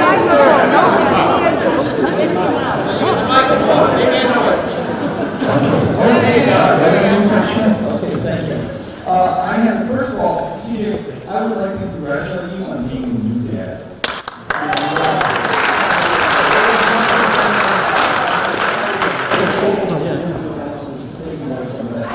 Nobody can hear you. The Lake community, all Lake communities are just downright great people. They really are, and that's part of living on the lake. So, CJ, I have two questions if I could. But my first one is actually, we have a statistician on board. Did I get that wrong? Did somebody talk statistics? Mathematics. Mathematics, okay. And you did a good job. Thank you. Okay, so anyway, we've got a population of 99.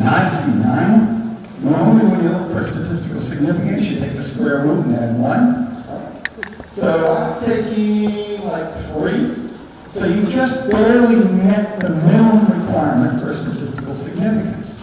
But then you take that and you look at what is your confidence level with regard to the number and what's the deviation outside, right? Isn't that normally happens? So all I know tonight, we heard basically very, very few people say you're on target. So did we build a model to see what the fit looked like beforehand, before we released all this data? You built some curves that looked at the fit. Within the lakefront property specifically? Those 9, because you now got a projection that should fit with 3, because you got some statistical significance. Did that work? Did you check that? And then let me add another piece to it. You have 30 different variables. Mr. Rapp, we can just get him to answer the first part of that question. CJ. So your question was a model built for the lakefront property? How well did it fit? So the model that the state lays out is to fit within the assessment sales ratio, and that did in fact fit. That is the criteria. You had with a minimum requirement. You hit the 3 you needed. Yes, we hit Okay, the so you hit the requirement. Now, basically, if you look at your card, you have 30 different variables that determine the price and value of that house. That's correct. And you can't necessarily just say the land affected that price, because you have a lot of other sub-variables that are feeding that.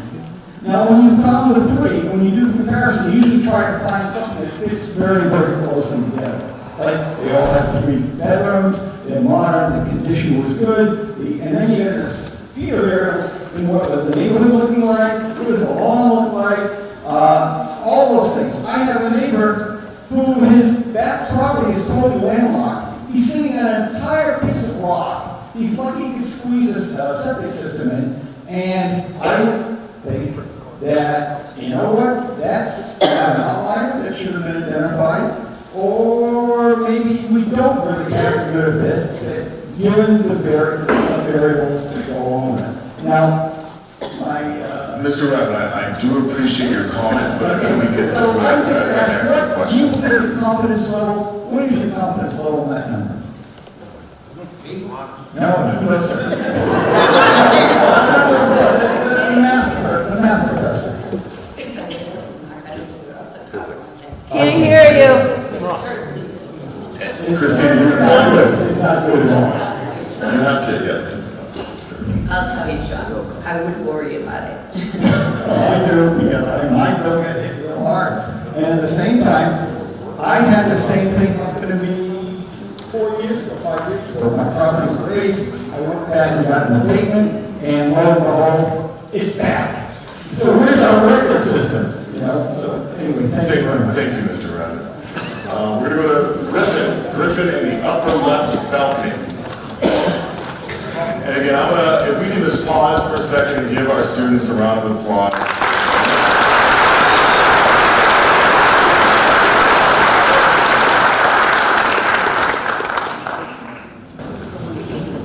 Thank you. Chuck Griffiths, 52 Birchland Way, Bloomberg. Just a clarifying question from what was said at the beginning of this meeting. You mentioned a process about 2-1 payment due, averaging, I think you said 3 years of payments, doing that while filing an abatement, and that would suffice for the February payment. Did I get that right, or can you reiterate? I just want to be clear. Yeah, so so the answer to the question is, Our council has advised that it's not, that we should not, because everyone's going to be in a very different situation, and I should not give you a formula. And that instead I should refer you to the worksheet that we provided. Now, if I look at my own properties, I'll tell you what it said for me personally. And I'm not in the situation, I do not have an abatement.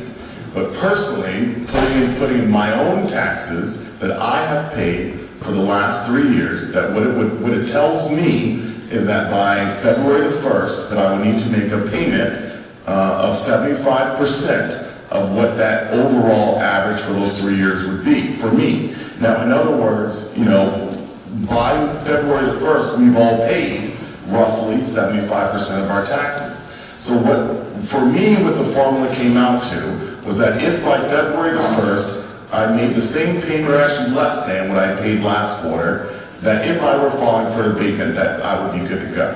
Now, everyone's going to be in a different situation. There's a lot of nuances to the formula. There's a lot of different, just like typical government, it can't just be that clear. So you're going to need to look at the worksheet and figure it out for yourself. But for me, that was true if I were going through the abatement process. It may not be true for you. But that was generally the way that it's kind of phrased. And those exceptions, again, you have to look at the form. There are nuances. There's certain amounts. You have to pay at least so much money. You have to make sure your previous payments were on time. There's a couple other things there. So I don't want to give you this blanket statement of just pay 75% of your annual average for the last 3 years. For many people, that may very well be true, but it very well may not, because I don't know everyone's unique situation. Thank you. Griffin, if you want to call on one other person up there.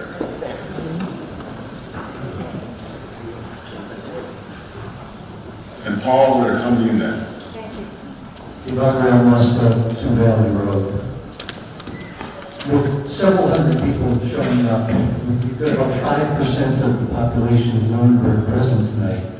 We have to consider the possibility that the algorithms used to compute this year's assessments, the algorithms are probably faulty. I'm going to ask you to follow this scenario, just bear with me. All right, we have 3 homes on the lakefront. Home A, Home B, Home C. They're all valued at the same amount. They all have the same size property with the exact same home. Home A gets sold. They all had a valuation of $500,000, but for some reason, House A gets sold for $1 million. Somebody now is going to pay on an assessment that's probably double, and will pay double the taxes.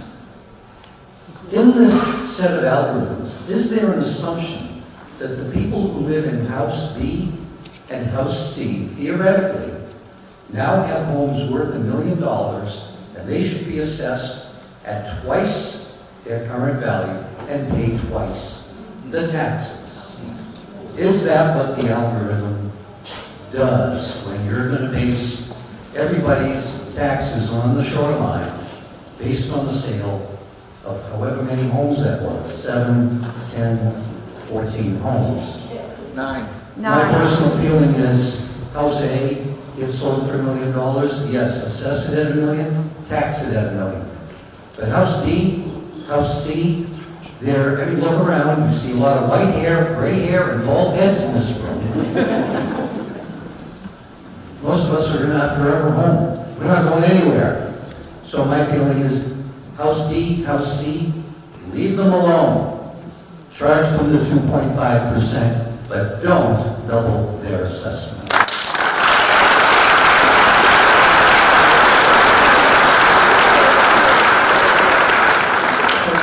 CJ, my question for you is that in essence how it works? Houses get sold at astronomical prices, and the people who aren't moving are getting assessed higher on the theoretical possibility that if they sold their homes, they'd sell for much higher.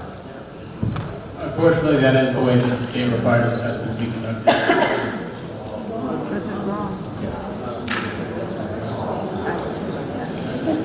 Do you personally see any fault in the algorithms that make this assumption that the people who aren't moving, their homes are being assessed at these astronomical amounts, that if they did sell their homes, they would command these prices.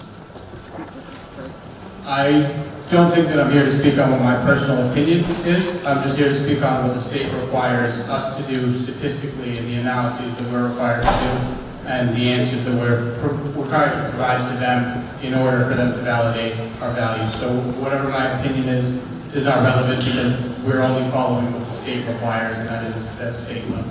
Then I should probably ask the question differently. Is this what the state is asking you to do? Yes. This is the formula that the state creates for us to follow is exactly what was followed to create these values. Griffin, if you can bring the microphone down to Paula. Paula is standing up there, so I recognize former Selectwoman Paula Bertram. Thank you, Mr. Chairman. Paula Bertram, 312 Thompson Harbor Road. As is evidenced by the number of people here and my own analysis of non-lakefront homes versus lakefront homes, it appears to me it is very clear that this has been a disproportionate assessment. I don't know what algorithm you use, but I can tell you that looking at non-lakefront properties, most saw a 0% to a 1%. The max that I've seen is a 14%. On lakefront homes, we're seeing anywhere from 30% up to over 100%. So obviously something is wrong. According to the Department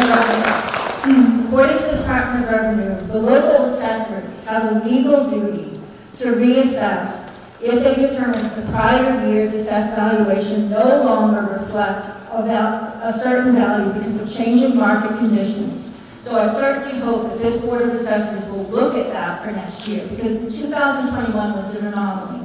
We were in the middle of a pandemic. People were looking to come from Boston to move to suburbs. That no longer exists. So I certainly hope that the local board will look at that when they assess next year. However, the question is about the abatement process. Lake Shirley and Hickory Hills have partnered together to work through this process, and we actually have a workshop scheduled at Andrew Hall on Saturday from 10 to 11 for anybody that would like assistance with their abatement forms. We will have realtors there to help you with market analysis. My question specifically is about the abatement process. As we fill out these forms that we're being encouraged to do, what kind of information should be included on that abatement for the assessors to assess it fairly? Secondly, is there a hearing held, or is this done privately by the Board of Assessors? And thirdly, do we have the right to amend an abatement application? So thank you, Paula. Those are some really good questions. And I will ask anyone from the Board of Assessors, Kevin or Christine, if you guys are able to answer that, but also let's start with CJ. Sure, yeah, those are great questions. So in terms of the abatement process, if you would like to bring us any additional information prior to the due date, please feel free to do so. We're willing to accept that, of course. What you can provide, what I would encourage people to provide, I know some appraisals were mentioned. Those could be useful. Sales of properties that you feel are comparable to yours are always encouraged. Those are the two primary ways that a simple overvalue claim would be addressed. However, if your property has something more unique, such as lakefront property access is not what you would consider to be the norm for everyone else around you, or maybe your building value is high for whatever reason it may be, maybe public record is incorrect with any information, that's of course something that we would want to know as well. As a follow-up, you just said that if you have any additional information before the due date. I received my bill on January 11th. I've contacted an appraiser to come out and assess my home to argue this value, this ridiculous value that is now on the property. They cannot come out until January 31st. It's not likely that I will have that appraisal back, and I'm sure many other people in this room are in that situation. So I was given 2 weeks to get together an additional $2,600 on my taxes. Now I'm going to pay for an appraisal. Are you telling me that I have to have that before the deadline of February 1st? And if so, what leeway do you have to waive that and allow additional information after the deadline? Because many of us are in that same situation. I'll let the board into this. This is something that they would vote on whether or not to accept this because the application is ultimately to the board. Christine? I would just tell you that I'm sympathetic to exactly what you're saying, but we should take the vote as soon as we can. I mean, it could be tomorrow, but... Well, it can't technically be tomorrow. You got to post for 2 days. I'm sorry. I don't know if you could hear me, but I am sympathetic to what you're saying personally, but we can't take the vote right here. I guess I'd have to hear some other. But if we have the right to extend a deadline, that's exactly the kind of thing that we can do to help. So unless there's some kind of a state regulation or something, I can't imagine saying no. So Paula, to answer your question, we are going to have to communicate the answer to that. We're going to need to look into that, and the question is, if you submit the application before February the 1st, can you submit additional information after February the 1st and before, of course, your abatement is heard? I think that's a really legitimate question. We're going to need to communicate that answer likely on the town website. We'll definitely make sure we get that answer out there. Thank you, Mr. Chairman. And I did ask the question of, is there a hearing or is this done privately by the assessors? Will homeowners be notified that their property is being considered? How does that abatement process work? CJ, are you able to answer that question for the assessors who've gone through this? Yes, so the application is first presented to the board. Any open applications, whether it be exemption or abatement, are not public record, so it will be addressed at first in the Board of Assessors meeting under executive session. The board will then determine what other information they would like to see, and the homeowner will be contacted for that information, whether it be an inspection or any additional information. At that point, once the vote is made and the assessors feel that they have everything they need to determine whether or not the value is fair, then the homeowner will be contacted. Mr. Chair, could I add something? Certainly. So Mr. Franco is also a former member of the Board of Assessors. Mr. Franco.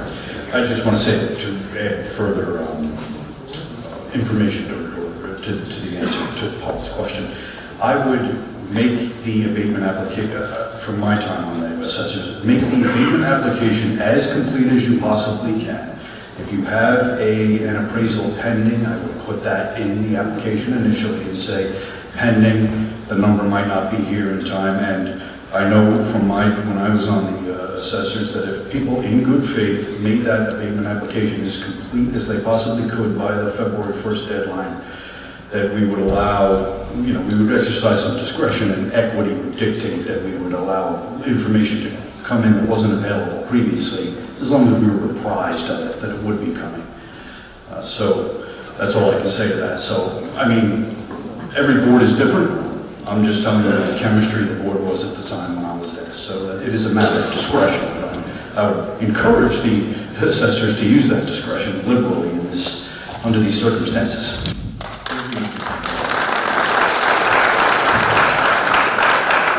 You can call on someone to your left. Someone to your left.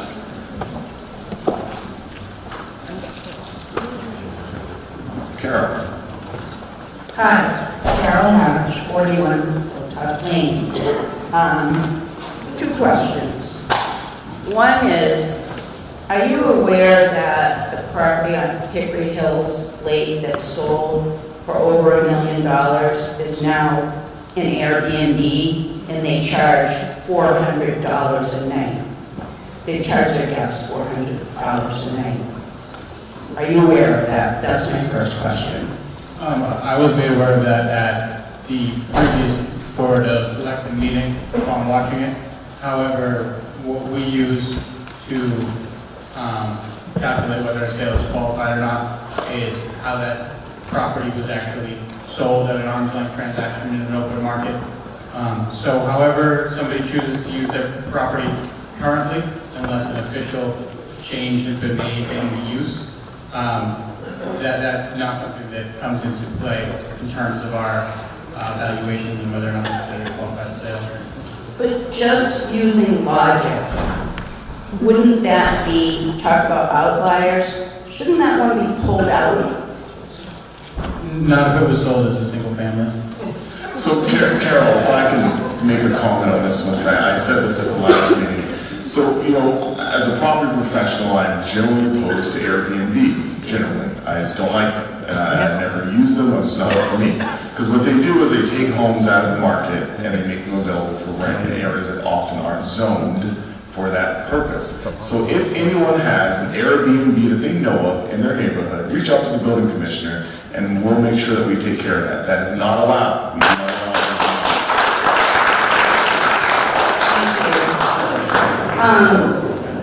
My other question is, I don't want to see any of us pitted against each other at all. This is not individual outlying issues, in my opinion. And I would hope that when you look at all these abatements, that every property get the same consideration and the same time, and every property owner has the same amount of time with the board to state their case. That's number one. I can assure you that myself and the board will be doing everything in our effort, and that, as Heather mentioned, or maybe it was Chairman Jeffries mentioned at the beginning, that may require additional help. So what we can guarantee is that everyone who believes that their property is overvalued will have a chance to file an abatement and to make their case to the board. That's something that everyone here has the right to, and everyone will ensure that everyone here has a fair shake at that. Absolutely, and I think the board will agree on that 100%.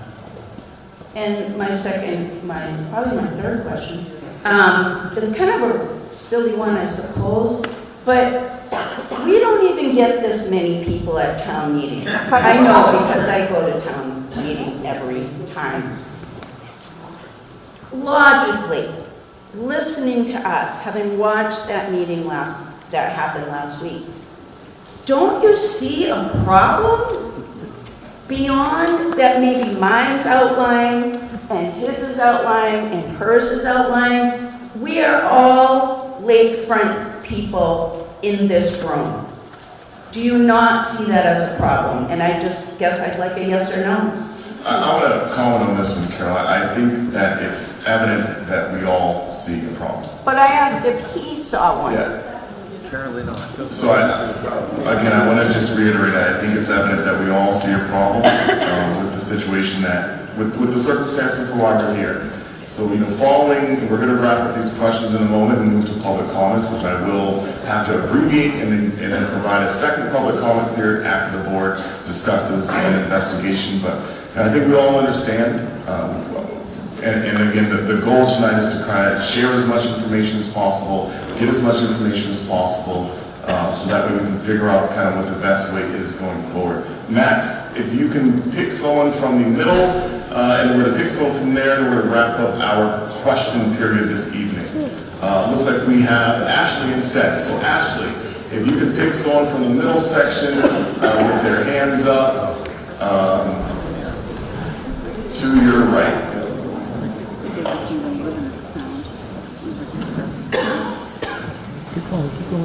Hi, I'm Mary Perkins, 62 Blue Street. I just wanted to thank Paul for asking more detailed questions on the abatement process. So my question is if you put, say, a lower number, and you just get denied at the lower number, or can it be something met in the middle? So you assess one house for $1 million, maybe we put in, we think it's 500. Can you come back and say, okay, it's 700? Or are you going to say, no, Mary, it's not 500, it's $1 million? Is there any in between in that? Yeah, so once all the information is gathered and the board's reviewed it, then it's completely revalued. So the opinion of value by the applicant is not the only option. I think that's pretty much what you were asking. But what's done is essentially more of a single assessment of that property rather than on a mass appraisal basis, as assessment is typically done. So that abatement, what it allows for is an actual assessment of your property and everything, whether it be comps or anything else, inspections, an actual assessment of your property individually in case of any outliers. Okay, and then someone else talked about land shrinking. My land grew, maybe I got yours. So the question is, it has come to my attention that the public record versus what the town had up until 2022 and what my surveying maps are off by acres. So how do I get the public record corrected and make sure that town is assessing me on the right number of acreage? Because I'm probably not the only one whose land just suddenly changed in 2022 and I didn't even notice it. If your land size is incorrect, absolutely include that on your abatement, because that's an error that should not be there, and we would want to correct that. In terms of, can you repeat your question? The public land records is different than the actual, and the town had it correct up until 2022. Yeah, so we are working to get maps updated as well as property record cards. There's a new assessing software that was introduced. It was slightly before my time. It was either last year or the year before, and we're working with that company now to make sure that everything is up to date and available to the public at all times. If you feel like something is older that you're looking at, you can always reach out to our office and we can provide you with any of that information because it is all up to date internally. What we're working on right now is making sure it's all available to the public more easily. Great, thank you so much. And Ashley, if you can pick someone to your left with a question. Looks like you have some nice folks on the top of the stairs.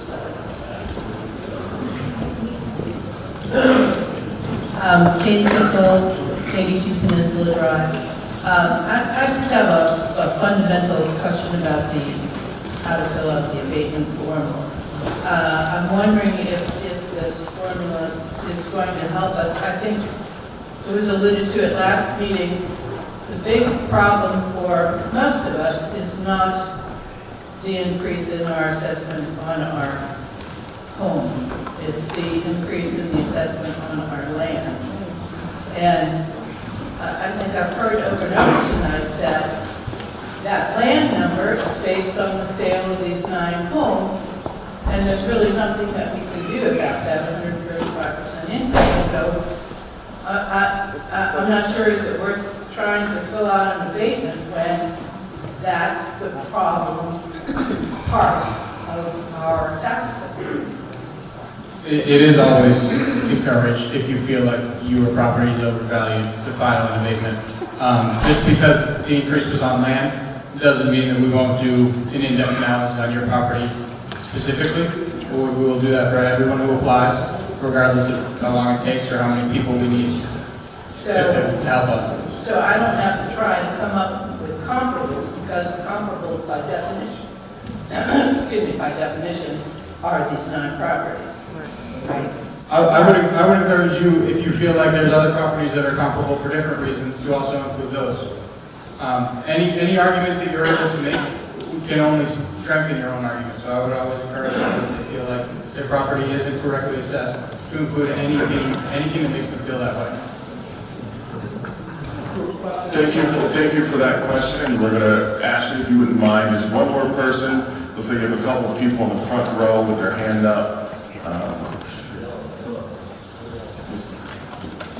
I'm hearing yellow shirt. Tom James, 31 South Road, Rhode. I understand that the state allows lakefront property to be classified differently than other properties.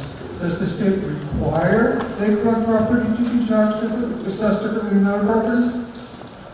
No, the state requires the town to make any adjustments in any patterns that they see in higher or lower values. So whether that be lakefronts being higher because of sales that we see, or whether that be a certain type of home being worth less because of sales that we see. This is a yes or no question.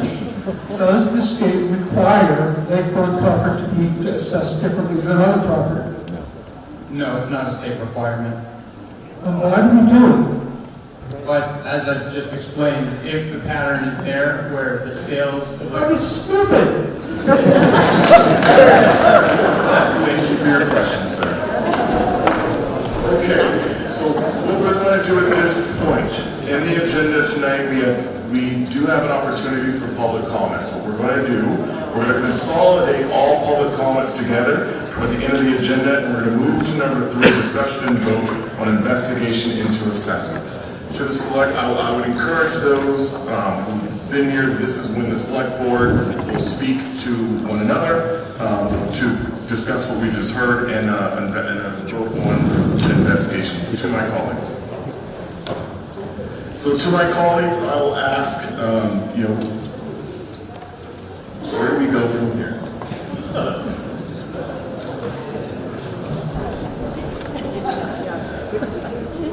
May I kick it off? Fire the assessors? Yes. I think, let me just, maybe I'm editorializing with a bit of commentary. I just want to, say again, what I reiterate in person what I said last week, that at a 30,000-foot level, this is a disaster for a lot of people. There's no question. It's a crisis for some people. That's the human side of this, which is very real, of course. And it seems as though, just qualitatively, you just sort of look at the situation and you say, something's just not right. Something went wrong. And we need to figure out what that is. So, and we need to go drill down and figure out what that was. And I think part of it is, and I want to say that an investigation or an inquiry is just that. It's not an accusation. It's what happened. So we need to figure out what happened, how it happened, how we can remedy it, if a remedy is warranted, etc. So I think one of the potential problems is that, and I know what the state calls for, and I think it was probably implemented to the letter, potentially correctly, but it does seem problematic with all the unique attributes. In fact, I took a ride around Hickory Hills today just to remind myself. I've been there plenty of times, but I took a ride down the various roads, and there are just so many unique attributes to all these properties. It seems as though extrapolating from 9 sales townwide on the lakes to extrapolating and creating a formula or a blueprint that sort of defines all of those properties seems problematic. So I think there needs to be a granular analysis. That's what the abatement process is going to do. You have to file. Filing an abatement application will automatically trigger a visit to your home and a very thorough analysis of the property. And I think that's how we're going to get a lot more granular data, and that will help inform what went wrong or what went awry. So I think any investigation should address various aspects of what happened, how did it happen, how do we prevent it from happening again. So I think what we heard with what went on, maybe there are earlier warning signs, even if people had noticed. I'm sure some people would survive it that might not survive it. Now, if they had 3 or 4 months notice, they could plan for it a little bit. So how do we have triggers in place in the future that if things come up on the radar, how do we look at data, and when I say we, I mean the assessors, how do they look at data to determine, hey, we've got a pattern here that looks bad for some people. So, early triggers. And then what are the powers that we have? I want to investigate and have answers to every possible avenue for what we can do and what remedies and redress may be available. So, and again, I emphasize that an investigation is would be various whats and hows. It's not an investigation of a person or a home. So, And Mr. Clark? Yeah, as I listened to the comments, one of the other things I thought of is with our lakefront properties, as I'm sure the residents know, they're not all created equal, because the potential of that land, which is what everyone, the valuation increased on 35% across the board. But that valuation, implicit in that, is the development potential of that land. And there are some properties which, by our own bylaws, are not developable. For example, if within 50 feet of the lake, you can't build a new structure. So many of these properties, even though they have a house on it, you might not be able to expand on that property at all, the footprint of that building at all, because of that. So that would greatly decrease your potential increase in value to that property. And I think that has to be considered, not just the size of the lot, but the potential to develop that lot and how much land is actually developable beyond what's there. And I think, building on Lou's point, I think we need to take that more granular look in the abatement process, but also moving forward. Thank you. I think that COVID definitely played a part in this. I think that the home sales on the lake increased significantly, the lakes, in the 2 years during COVID. I think people touched on that, and I think that we need to look into that information and compare it to home sales prior to COVID. I think that has to be looked at. I know that the assessor right now is not part of that. He did not take part in that, and we don't know what the sale values were at that time. But I think that we should compare and see how large the role COVID played in the spike in sales. And that could be all across the board. But right now we're just focusing on the lakefront property. So I think that we have COVID-related funds to help us with this process. And I think that you, chairperson, need to figure out how we can access those funds and work with the people so that we could get this process going sooner rather than later.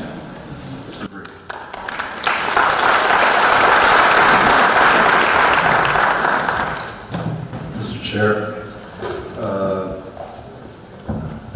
I don't even know really, to be very honest, how to start. I've been doing this a long time, and even during the height of the ice storm where we had not this many people, but close, and hearing the stories that they suffered, nothing comes close to this. I know how upsetting this is to hear 2 weeks in a row as I sit in front of my friends and neighbors and fellow residents, and I can't even begin to imagine what it is sitting in your seat. So I don't pretend to know. I can only imagine. They say that adversity doesn't build character, it reveals it. Well, you know what? Adversity of this kind doesn't build in problems with the formula, it just reveals problems with the formula. And the problem is exactly that. I do not place the blame of any of this where we are now on any individual, whether it's the principal assessor, who I want to thank tonight. It was, it takes a lot of courage to stand up there knowing how unpopular what he has done has affected you, but I don't blame him, and I don't blame the Board of Assessors. I think that it's very clear that you need to blame the formulas and our reliance. Now, we build formulas in government to help because things get large really quickly, and you can't reassess everybody's home every year. So you put in mass assessments, and you put in all these processes that could get you through the numbers that we're talking about. But in the end, they're just formulas. And the formulas aren't devised to govern us, they're devised to help us.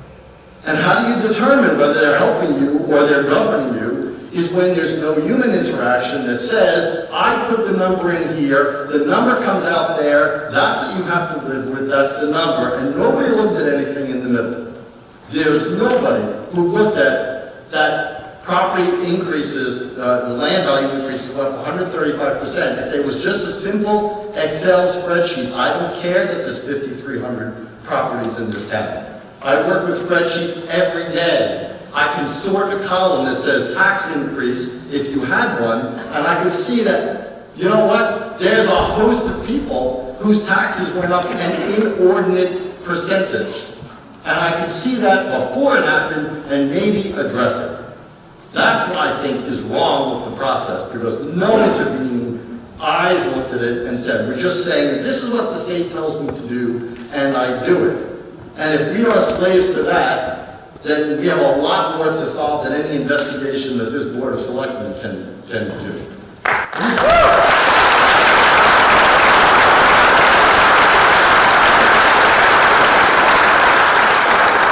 We have managed to come to a position. I asked the chair of the Board of Assessors last week, how many abatements do you usually receive? And he told me, and if this is inaccurate, please let me know, he said about 50. So this year, we're looking at a potential 500, 10-fold increase. Okay? A problem with the formula. Something is wrong. We are not set up in a town like this to have 500 abatements in 90 days completed. And if 500 people are looking for abatements, as the previous speaker said, and they need to get an assessor to assess a real estate assessor, they're going to run out quickly, because how many can they do in a day? What is their availability, especially if the abatement has to be filed in 2 weeks? So we have managed to create not a win-win, which is always the best, not even a win-lose. It's a lose-lose. And why is it a lose-lose? Because all of you out there are going to get hit with a tax increase, have been hit, and that has to be paid in all or in part by February 1st, which is like 3 weeks after you receive them. Then you're being asked to file an abatement form that is clearly not simple, to support it with assessed values that you have to pay for, so that's another $400 to $500. If you don't pay the payment in full, because you're going to use one of these forms, you risk, if you don't get the abatement you're looking for, you risk interest on those things. And you're risking all of that, and that's not even to touch on the fact of the lack of sleep that everybody here probably feels when they're thinking, how am I going to get the money to do this? Okay? That is first and foremost in my mind. But there's another component of the lose-lose. Because the tax bills went out and we can't reassess, everybody who gets an abatement is money that the town doesn't collect.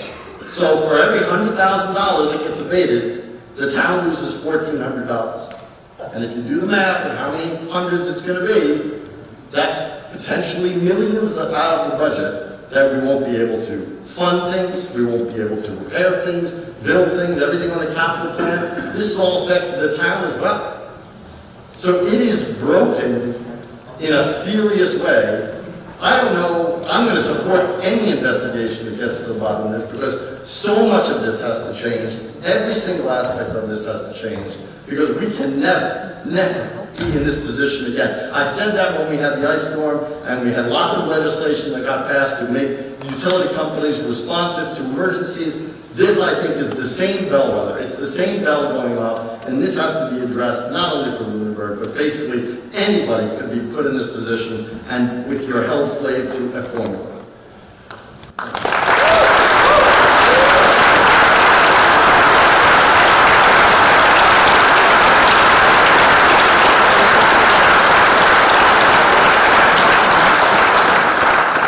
It's all about common sense. So these... Sorry, I spoke out. I appreciate the comments. I appreciate the comments from my colleagues.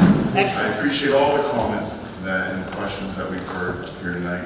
You know, speaking to residents over the last week, I think the number one thing everyone said was, I'm glad I'm not in your position.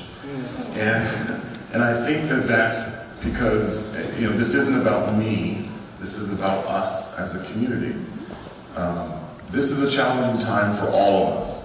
And what really strikes me in all that I've heard this evening is I don't know. I don't know why this happened. I don't know. It seems on the surface, you know, I hear what's being said, but what I also heard was that there were sales that were, you know, 48% assessment to sale value. That is clearly a problem. That if you're selling a home and you're getting double your money on your home and the town wasn't taxing you for it, that's clearly a problem. But there's also a problem in what seems to me that there's also a problem in the system. That any system that can allow for homeowners to get a quadrupling, a doubling, a tripling of their taxes is a flawed system. And even though we just went through this year of hyperinflation, you know, the systems we have to be able to account for those years like what we just went through. This just isn't fair. You know, as we look around the room and you know, I can see the impact. I know that, I'm getting a little hoarse here, but I know that the crowd here tonight is a little older. I know the crowd here tonight is, you know, we hear your concern. We heard them last week. They're pretty evident tonight. From my perspective, I think we must do an investigation. I think we need to figure out why this happened. Was there a flaw? Was there an error on the town side? Was there an error on the sales side? Or was there an error in the process as laid out by the state that we then had to follow? Because again, in this process, as CJ indicated tonight, and what we learned over the last week was that all these assessments fall within the Department of Revenue's parameters. How can that be acceptable? How can that be acceptable? So, you know, how we go from here, you know, as chair, I don't usually make motions, but I will be making this one. I want to make the motion first, we'll have some discussion on it.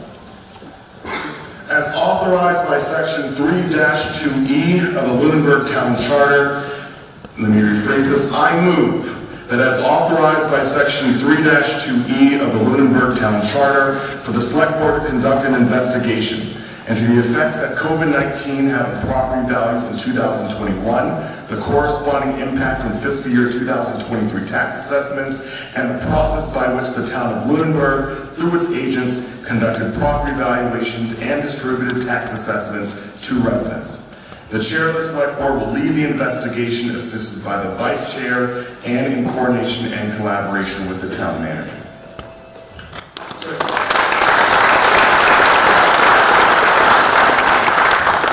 Let's have some additional discussion. I would like to call on the assessors for your comment. Second it? There was a second up here, Okay, yes. thanks. There are two, actually. Okay. I'm not sure if my one sentence is exactly pertinent. Can I make it anyway? You're not really supposed to. Okay. My one question is, should we not, as a group, be legally challenging almost immediately the Commonwealth of Massachusetts that special circumstances in there have affected the town of Lunenburg through their regulations? So we would legally challenge that because of special circumstances, like Heather saying COVID and a myriad of other things, that they should adjust their regulations for us, and that this should never have happened. So I appreciate that question, Christy. You know, what I would expect is that in an investigation that you know, we need to move quick, we need to move fast, but that we will uncover that is, I think, a question we need to answer.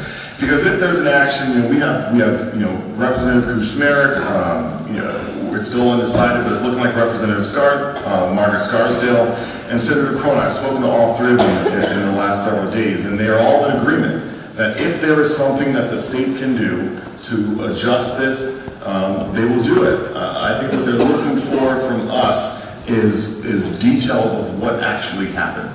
And so I think an investigation leads us to that knowledge base that then allows us to make better decisions on policy. What I also heard tonight is that there were no parameters on the communication style. You know, I don't know how much how beneficial it would have been to tell you this news, 2 weeks before Christmas, or to tell you this in November, but I do believe that if in the process of conducting these assessments, as Selectman Alonso mentioned, that there should be some analysis that says, hey, there's some really big differentials, there's some really big variances here, and this then triggers us to have to communicate this to so many people. That needs to be a clear process that we have in law so that this never happens again. So that's what I think the investigation will uncover, and that's what I think we'll get those key data and key data points. In my own experience as a retired police officer, certainly I know how to conduct an investigation, and I'm sure, confident that we'll be able to take care of that. Mr. Chair, to the assessor's comment, I don't think they're necessarily mutually exclusive, and I would certainly support for her board to make such a motion when they next meet. And I would be more than happy to support that, because I think if we can attack this from multiple fronts, it would be certainly helpful. So I would encourage you as a board to do that so we can sign on to it. And we'll give it to you, and then...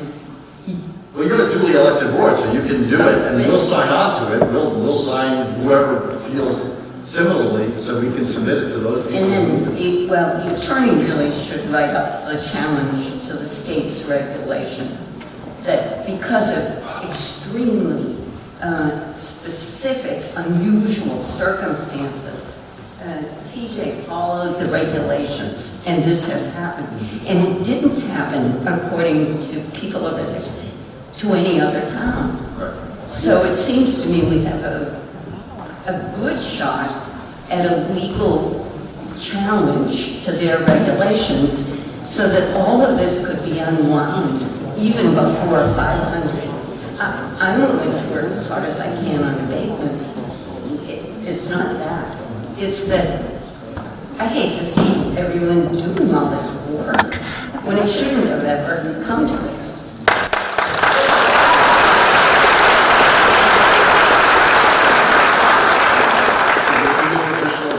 From the board on the motion and the second. All right, as many as are in favor of the motion, please say aye. Aye. Those opposed, no. The motion passes unanimously. As a result of the select board initiating an investigation, we are obligated as per the charter to provide the public with an update on it. We're also required to publish it in the annual report. So we will make sure, I think the next steps for us is to finalize a roadmap for how this investigation will go, the timeline for it, and make sure that we're providing residents with those routine updates so that way we can identify those lessons to be learned. We're going to move now into public comments, and we're going to have public comments we're going to start with the public, then we're going to go to the town manager, and then to the board. So for these public comments, for the public comments, we ask Chairperson, I'm over here. In the motion, did we include the funding source? We did not include the funding source. Are we going to make a motion on the funding source? We have to create another on the funding source, I think we certainly can make a motion on the funding. I think the intent is that it's going to take us about a week to figure out the cost. Okay. And so next week on the 24th, we are having an executive. Well, this is all new. We're having an executive session at 6 o'clock with Council Costa. And then we will have a very brief open session just to authorize funding. Okay. All right, and so at this time, we're going to turn to public comments. This is when the public will have the opportunity to make any comments they've heard this evening. We ask, our students have mostly left for the evening. It is getting rather late for them. We will ask for you to come down to the podium to your right to make a public comments. Public comments should be limited to 3 minutes or may be extended at the discretion of the chair. Please state your name and address.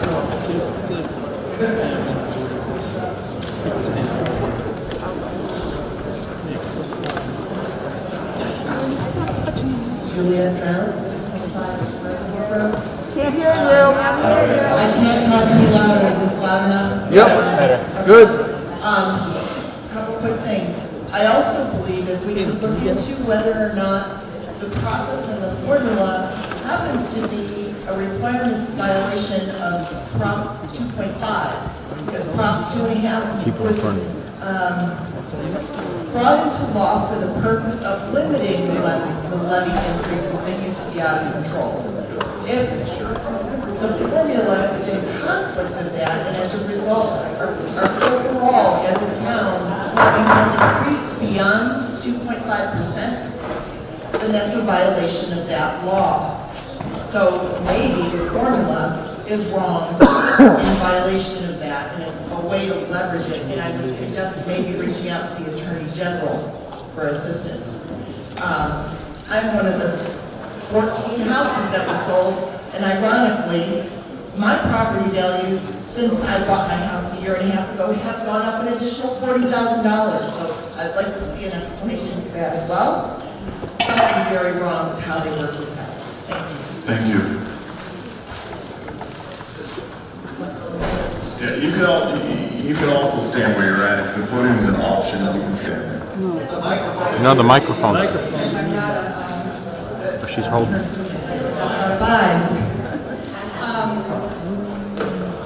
The way that you handled the whole meeting tonight actually was very well done. I spent a lot of time writing my little snippet, and you kind of popped the bubble. There's a lot of the questions I had in here were actually answered. Maybe we don't have complete answers on the way to getting them. It took me a little time to write. It took me a couple hours to print because of printer issues. So I'm going to read it anyway because I think it's important. And what I'm talking about is putting a face to one of the I'm the daughter of Jim Shearer at 455 Townsend Harbor Road. The reason I'm here is in place of my 77-year young dad is during his 25-year service in the Air Force. He also served in Vietnam, which was the cause of his very debilitating disease, Parkinson's with dementia and prostate cancer. He is bedridden. 20 years ago, my dad started planning for his retirement years and bought his small two-bedroom, single-level house. When he bought his little dream house, there was no sandy beach, no yard without the swarms of goose droppings, and water full of sludge to walk in. Like many other late residents, he invested a lot of time and money to turn his little cottage house into a place he could enjoy. During his past 20 years, he served for some time on the board of Hickory Hills until his disease became overwhelming and he had to step down. Every single day, my dad spends waiting in a bed for a caregiver to come change him, feed him, move him by machine to a window where he can feel the sun on his face and view the lake that he has sacrificed so much to live by. The caregivers and all his needs are all paid for in full out of his own pocket, nothing from the town, nothing from the state, and nothing from the veterans. The only joy my dad has, besides his Doritos at lunch, is looking out the window. The ducks, the birds, the sun hitting the water. I can't even imagine what he must be feeling. For the last couple of years, I've had to watch my dad's life go out a little more each day, and every day. I can't tell you how the grief and the anguish we experience watching this. To see his face smile and light up when he looks across the lake that he's lived on for so long in spite of his situation. It is the very reason I'm killing myself as his primary caregiver to keep him in his home. It's all we have, and keeping him there is what gets him through each day. He may be dying, but he planned and prepared for these times, and he deserves to live out his life in the one place that gives him peace. The town of Lunenburg has now put all of this in jeopardy. To receive a bill double the amount due for taxes is absurd. There has never been any town in the state of Massachusetts that has doubled their tax payment due within 1 quarter, and for us increased the amount due by 65%. That's the bill due in 2 weeks. Is more than his Social Security check for the month. This is all coming on the heels of massive utility bills, increases to food, and just bare bones survival costs, all in their extreme. So I ask you, if it were you in this situation, how do you choose what to pay for? Food, heat, or your tax bill that if you don't pay will grow in penalties and interest every single day? During 2020 and 2021, we got hit with a pandemic that has changed so many of our lives forever. People fled states to get out of the cities, causing the housing market to temporarily spin out of control, along with the country's economy has gone into an uproar. Nothing is normal, but to hear the chairman speak last week, and I quote, "We are not responsible, it is the Board of Assessors." So I am to understand that one person hired by the town can have so much authority to literally change so many lives, and in some cases force people from their homes. It is also my understanding that just lakefront homeowners, okay, I'm going to skip this paragraph, we all know this now. After reviewing the Lunenburg market trends published online, I found January and part of February 2021 where the homes doubled. Then saw the following month home trends were back down to slightly higher than 2019 prices. This was nothing more than a blip of time when people selling get a windfall from desperate people that had money to spend. If this doesn't get fixed, people like my dad won't be able to afford to stay. Now I'm being told to file an abatement. How is this the answer? I understand that this is all that the town can do right now. But that still leaves us all vulnerable, still under the mercy of one department that has control whether my dad and others lose their house or not. Of all the people that stand behind me, actually in front of me now, file the abatement, how do you do that in the allotted time? Because from my understanding that you have 3 months to do that, and then if you don't succeed and get to all those abatements, they're null and they are stuck with the bill. Is that correct? The answer is that you can agree to with the Board of Assessors to extend out that time. I watched the meeting last week when I heard the chairman quote the town's charter. The Board of Assessors has the duty to make fair cash evaluations of all estate and real and personal. Then right after the town manager read the prepared notice from the principal assessor who quoted the Department of Revenue. The guidelines set forth by Department of Revenue use market data to value cash property in town of its full and fair cash value. I don't feel that this was fair. The basis to which this is calculated is at the value that is only as good as if we sold back in 2021. The inflated 83% increase you are evaluating our property is insane. We, like everyone else here, didn't sell it. This is our home, it's our neighborhood, our community, and now the market has come back down and we have to pay for the feeding frenzy during that time period. I serve on the Board of Finance, surely, and I know that you are all sworn to uphold your duty to the people of the whole town to follow the state and the town's charter to be fair. Thank you very much for letting me talk.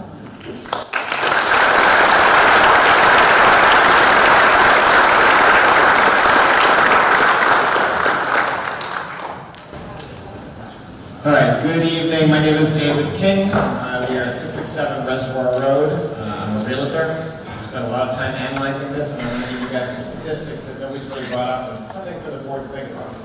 So, have copies of those in front of you?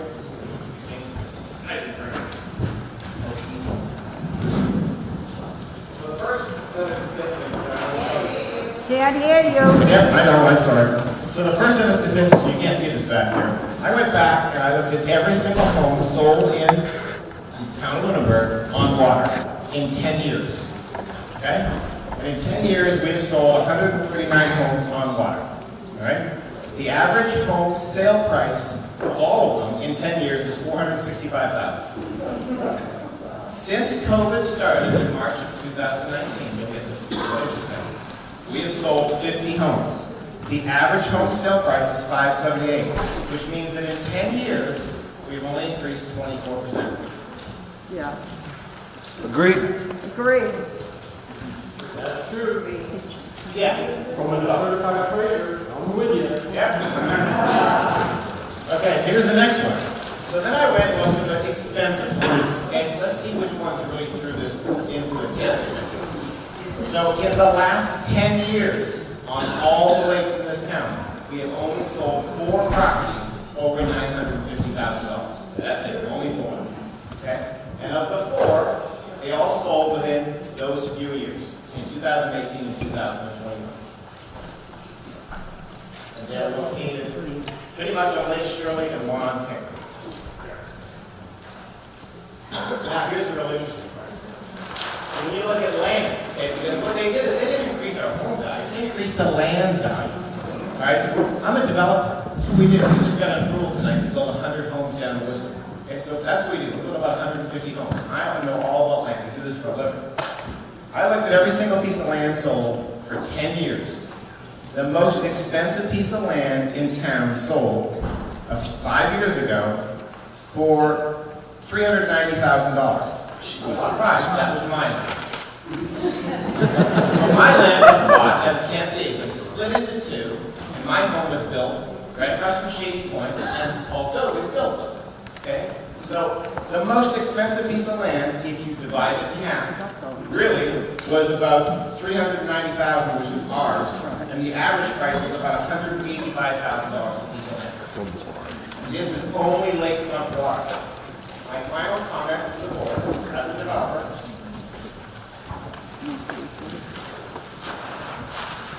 when we develop homes on property, our number one rule in developing is we will not pay more than 20% of the final sale price of the home. That's our number.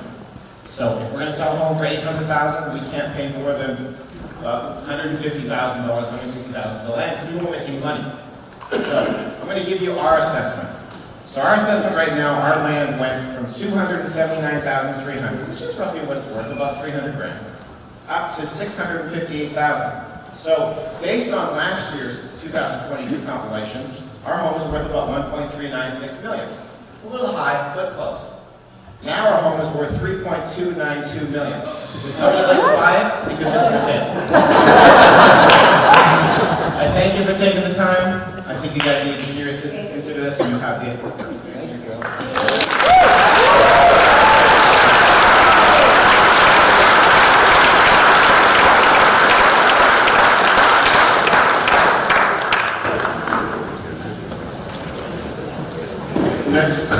Next resident, please go to the microphone.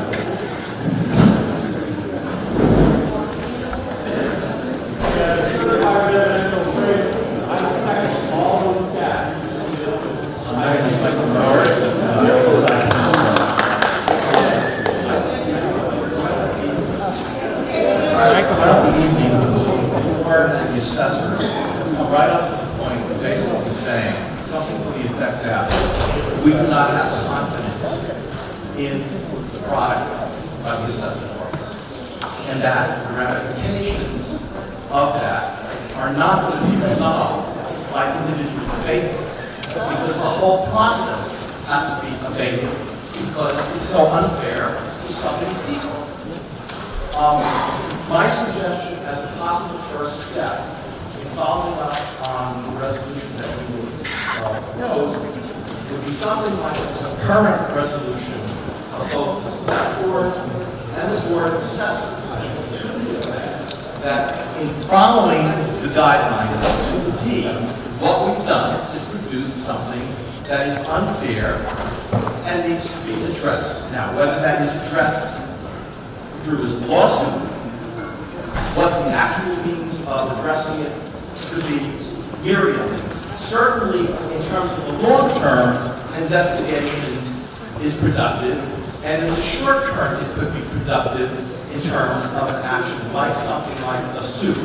But I think at this public meeting, it's important for both the select members and the assessors to basically say, we do not have confidence in the outcome that has been produced by the assessor. It is unfair, it is not equitable, and it cannot be, and should not be, frankly, addressed through individual abatements. So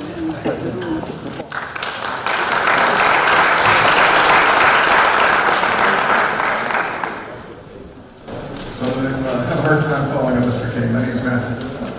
275 Road 16. We've got some more evidence, essentially around recent sales. Unlike many of you that have lived in Lunenburg actually do not live in Lunenburg now. I live in Leominster. My wife and I bought the property at 272 Fire Road 16 in 2021, the year used that project based. Our property was purchased from families. It was not an arm's length sale. That said, I'm going to give you some details around other properties in Fire Road 16 that were. There's a small cottage, seasonal cottage at 207 Fire Road 16 that sold for under asking at $338,100. We have to ask if you are in the room or planning to leave, please talk in the hallway so we can hear what's being said. Sir. Thank you very much.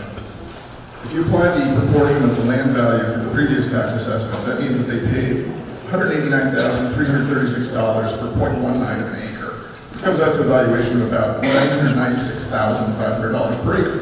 It's not small change, right? It's worth a lot of money.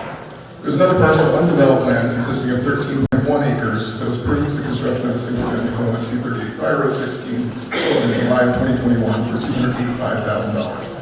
That comes out to $21,756 per acre. Now, even if you bring that down to just the 1 acre that constitutes most of the water frontage, that's $285,000 per acre. Our property we purchased from my in-laws. They were moving for retirement. We came to an agreeable price and they were able to get the financial freedom to move down to North Carolina, and we were able to afford the property. It was based on a Realtor's assessment of the property. We paid $285,000 for 0.22 of an acre and a 900 square foot seasonal cottage with no water in the winter.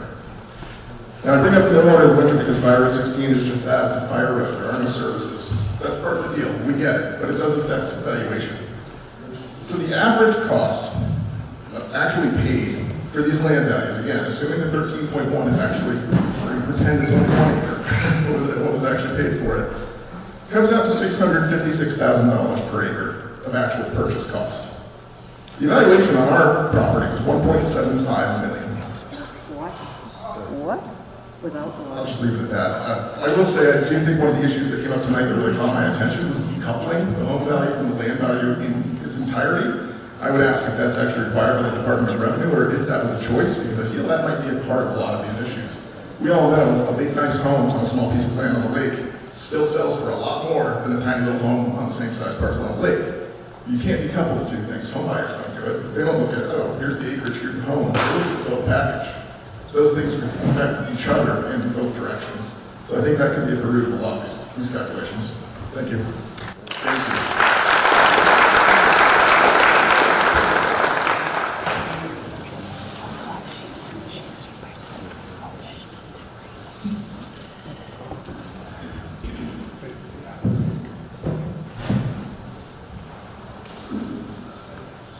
My name is Caroline Amanser, and I'm reading this statement on behalf of Gary Hogue. Gary resides at 144 Peninsula Drive on Hickory Hills Lake. I am a 73-year-old single resident. I receive Social Security and no pension or additional unearned income. I continue to work because I cannot afford to retire. My roots to Hickory Hills Lake began in 1959, when it was less than a desirable lake, and some outsiders referred to it by the derogatory name Stump Hollow.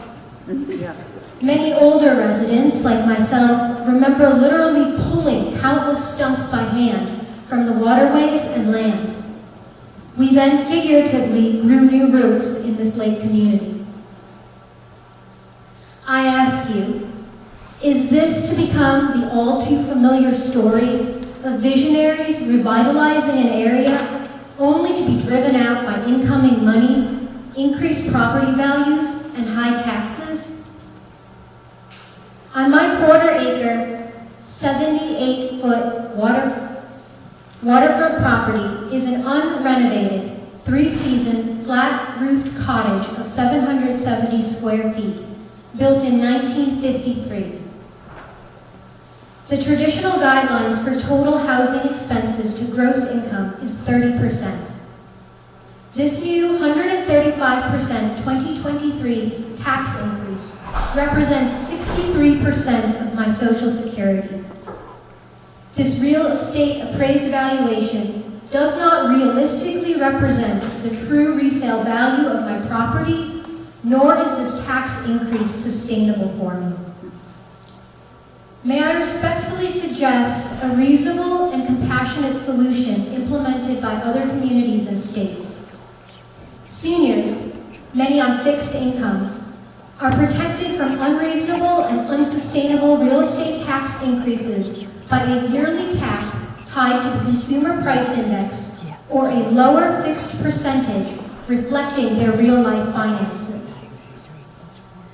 We hear a lot about diversity, equity, and inclusion these days, but this unfair tax increase disproportionately impacts the elderly of our lake communities. If DEI ideology is not just a set of fashionable buzzwords, then it is in the best interest of all to protect this vulnerable demographic from displacement. I do not want to be uprooted and driven from my home and community because of disproportionate taxes. Thank you for your consideration.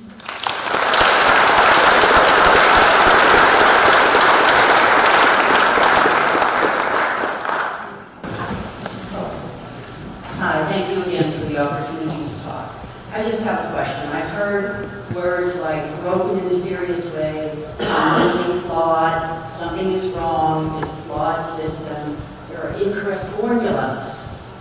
And then I hear, but put in your abatement, and if it gets approved, we'll think about changing it. Well, I would like some assurance that all of these people who got 135% increase get approved. And I'm not hearing that. I'm still hearing, put in your abatement, which I'll do, but how do I know that I'll get approved? Can you give me that assurance that all of these people who got that ridiculous increase will be considered? So what I can respond to that is the Board of Assessors, if the applications are submitted in a timely manner, and that they will consider the applications that are received. At this point, well, you know, we can't make a decision on what is wrong until we investigate what occurred. So everyone that goes through the process is you're going to have someone come to your house and who's a registered tax assessor and assess it. That's going to happen. And the value that they identify is going to be the finite. Now, there's other things that happen, but your house will be assessed as part of this process.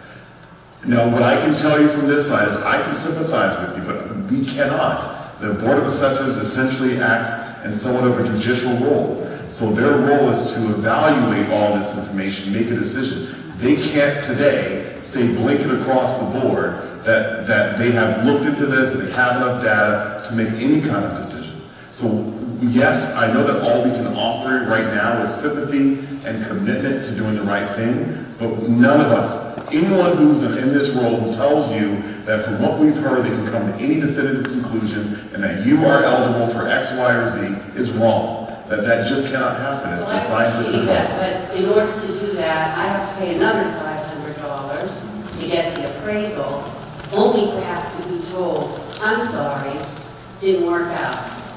So, I don't understand when you don't have to get an appraisal. You don't have to do that. The town is going to get an appraisal on your property. You can opt to do that by providing that with your packet, but it's not required. Okay, thank you. Mr. Chair, if I could just comment also. I mean, as one member of the board, I would love to answer you to your question that we could definitively say that. But we would be misleading you if we said that we could. We cannot. We are asking that you, and we are recommending that you file an abatement because that is a known avenue of recourse that is defined. I want people to understand that as you feel coming to us and the Board of Assessors trying to get that overturned, we are in the same position if we go to the state when everything and every rule and regulation is, in effect, stacked against us as well. For us to get DOR, Department of Revenue, to reassess is going to be a monumental effort. And it is by no means, if we approach that, there is by no means any certainty that anything will change.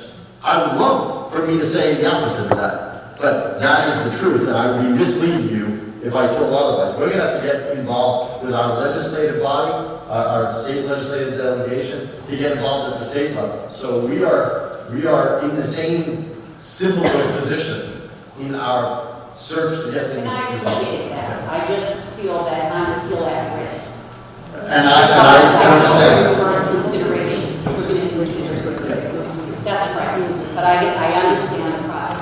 If there's a flaw in the process, massive process, which you've said, then there should be a response that's also. I understand. Mr. Chair, could I add to that as well? Yes. I just want to say too, that, and I tried to hit this before, but the more people that file for abatements, the better in terms of informing this process, because we'll have more data. In other words, there'll be an evaluation of more properties. Secondly, just to further build on the point why we can't, well, first of all, we still have to figure out what went wrong, but different people are going to get different amounts. Some people may get 0. Some may get 10%. Some may get 50%. You don't know until you go in there. That's the whole problem here, is that it's very granular and every property is unique. So any abatement that's granted is going to be unique.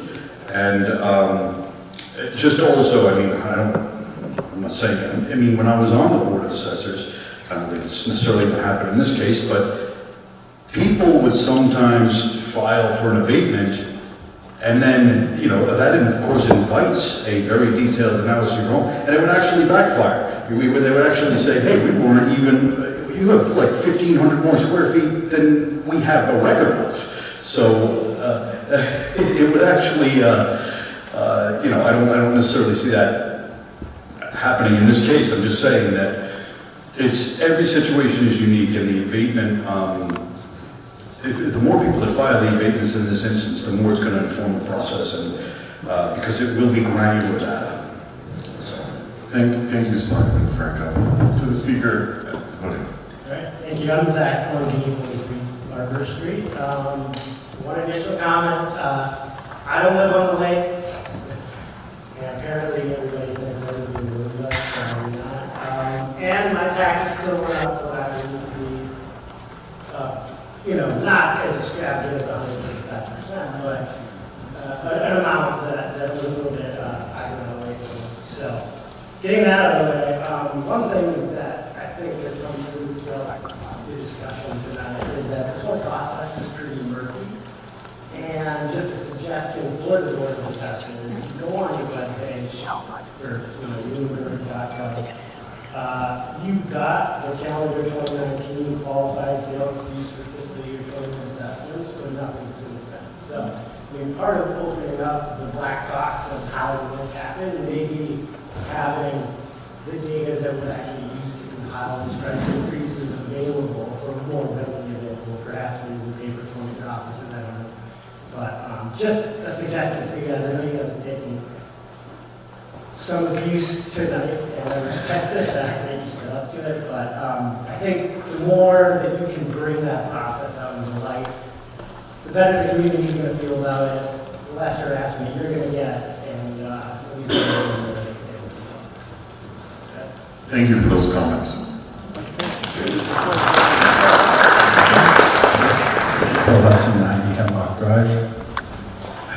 I have an issue. It's the land. I purchased my property in 2019.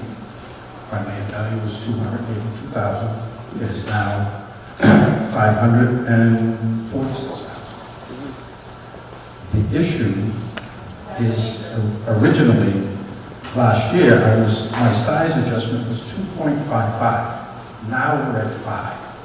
How did that come about? That would be my question, because looking at other properties, everyone's value is different in the square footage that they're being charged. So, one's 109,000, one's 108,000, one's 95,000. What is the square footage that we're supposed to be being charged for? Because I think that there's an inequitable figure that's going around here for everybody's property. And that's the biggest issue that I've seen. Thank you. Ma'am? Nancy Bell, 51 Fire Road 19. My comment is for those of us who live on the fire roads. I don't get sewer from the town. I don't get water from the town. I don't get snow plowing from the town. I don't get road maintenance from the town. I don't have post office service from the town. And sometimes I just wonder, what do I get from the town? And then recently that truck depot they finished, that Bloomberg Road, sure. The light pollution that is coming from that when it's on is unbelievable. And I don't even want to consider what the noise pollution is going to be. So I don't know whose idea that was, putting that there, but it's horrendous. Thank you, ma'am.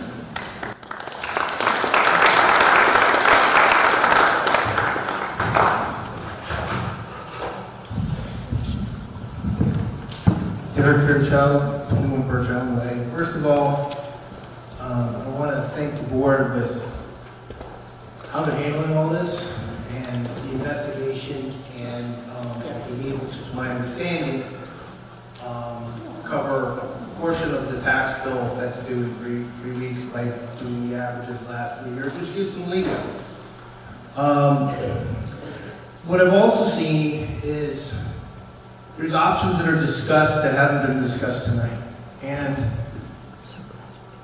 they need to be basically taken into account because they are being discussed. And I put a bit of a speech together and gave it a short thing being the late of the night, and some things have changed, but basically, I think people controlled themselves very well. They gave many impact stories in this unfair tax and explained how it's going to destroy their dreams. More came this evening.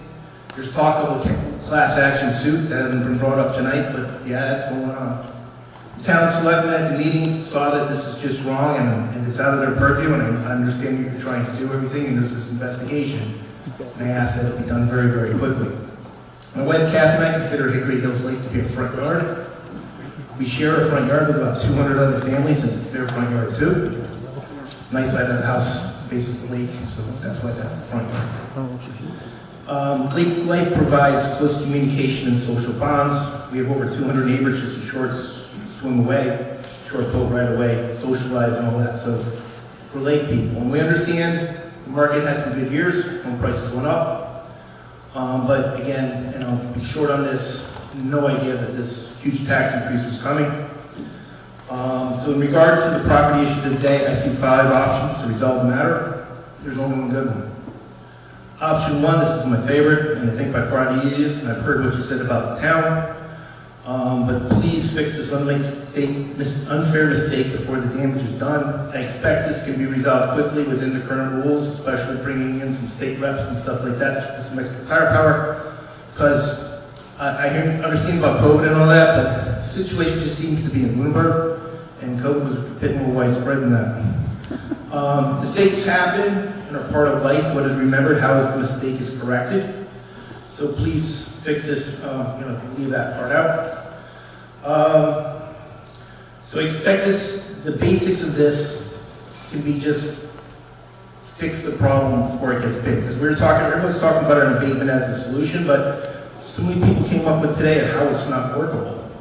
A lot of homeowners still have to pay the tax by February 1st. Unfortunately, what you said, that isn't as bad now, because some of it can be pushed out as the abatement or whatever goes on. But with the amount of time taking place, the amount of cost that the town has to do, the amount of tax revenue that I understand this is going to cost the town to do this, and everyone here is basically seeing that something's just not right here. So, an option 2, and also think about the time and cost for the 500 homes of the people to do the application, get an outside appraiser, and during that process, the damage is being done. So, option 3 is the ballot box. We like people pay attention to town matters, vote, and are committed to protecting their lifestyle. Selectmen may remember a meeting in this room in May when the Water Commission was looking to cut off access for much of our Hickory Hills Lake. That came up just in a mention in the warrant, mentioning an online map, just a few days' notice. Many upset lake people showed up. Now this unfair tax impacts lake people in all 3 lakes. That makes a lot more upset people. Voting the responsible out of office may be too late. Damage will have been done. And again, mistakes happen. That's how you fix it. So this goes to options 4 and 5. So in this very school teaches about the Boston Tea Party and taxation without representation. That event took place only 40 miles from here. Basically, they were saying the taxes were not fair. This property tax is about fairness. Bad numbers, no warning, a huge cost to just a few. So, I'm holding up a tea bag. We lake people can organize and step up our game. Like I said, class action suits being discussed. We have litigation lawyers living on the lake, so we get a discount. And it's being discussed to bring in others. In last week's meeting, with very little time to prepare, there were lake people with data that really cuts into the credibility of 100% plus home valuations in a year.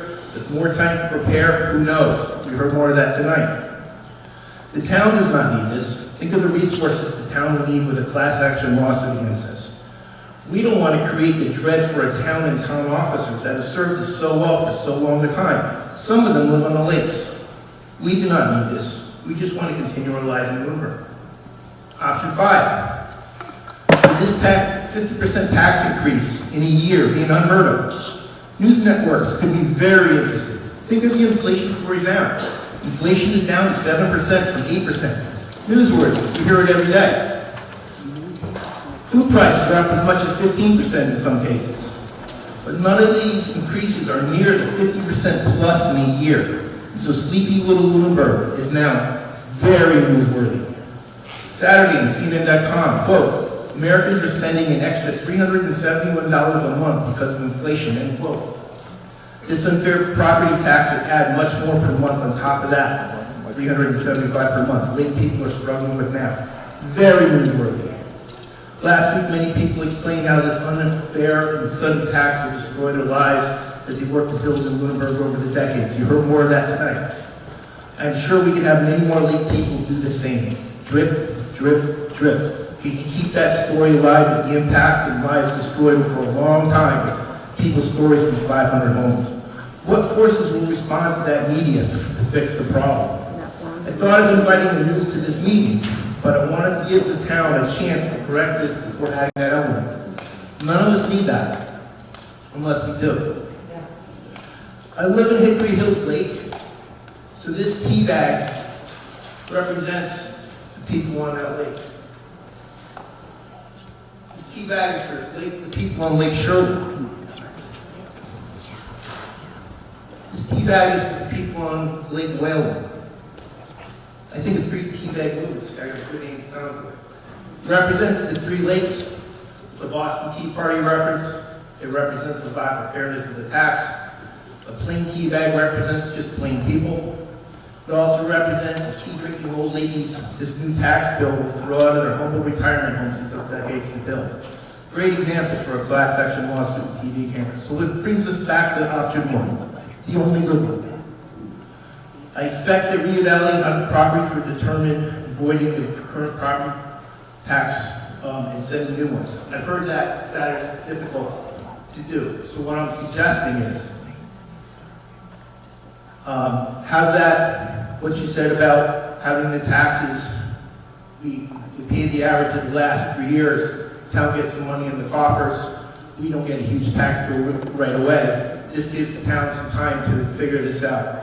I don't think this is a Massachusetts problem, because it's only in Lunenburg. I think it's a Lunenburg problem. So, yeah. So what I'm asking is, and I don't know how long this investigation will take, nor do you. I understand that. You can't explain that now. So for a consideration of pay that tax on February 1st, that was is a 3-year average, which is kind of in line with what was going on before. don't do the abatements, because we all see that this is probably a lot of running around and a lot of cost to a lot of people and a lot of cost to the town. Let this investigation figure itself out. Take action from there. Thank you.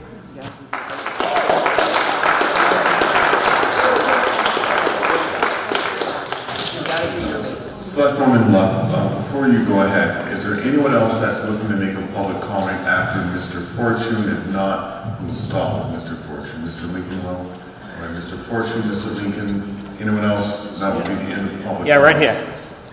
Okay, so you will be the fifth. So Mr. Fortune, Mr. Lincoln, Selectwoman. Yes. During Phyllis Luck, 50 Sunset Lane. During my 6 years on the select board from 2014 to 2020, the town outsourced the assessment duties to Regional Resource Group.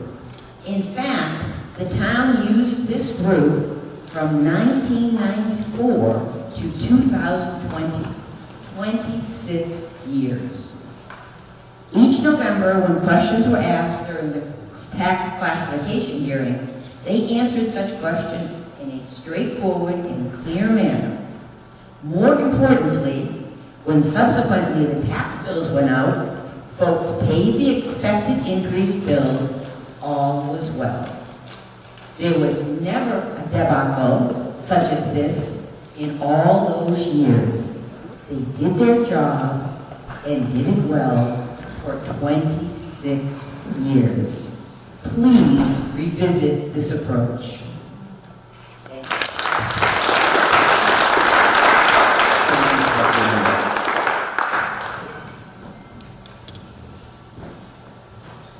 Good evening. Rich Pearson, 75 Bruce Street.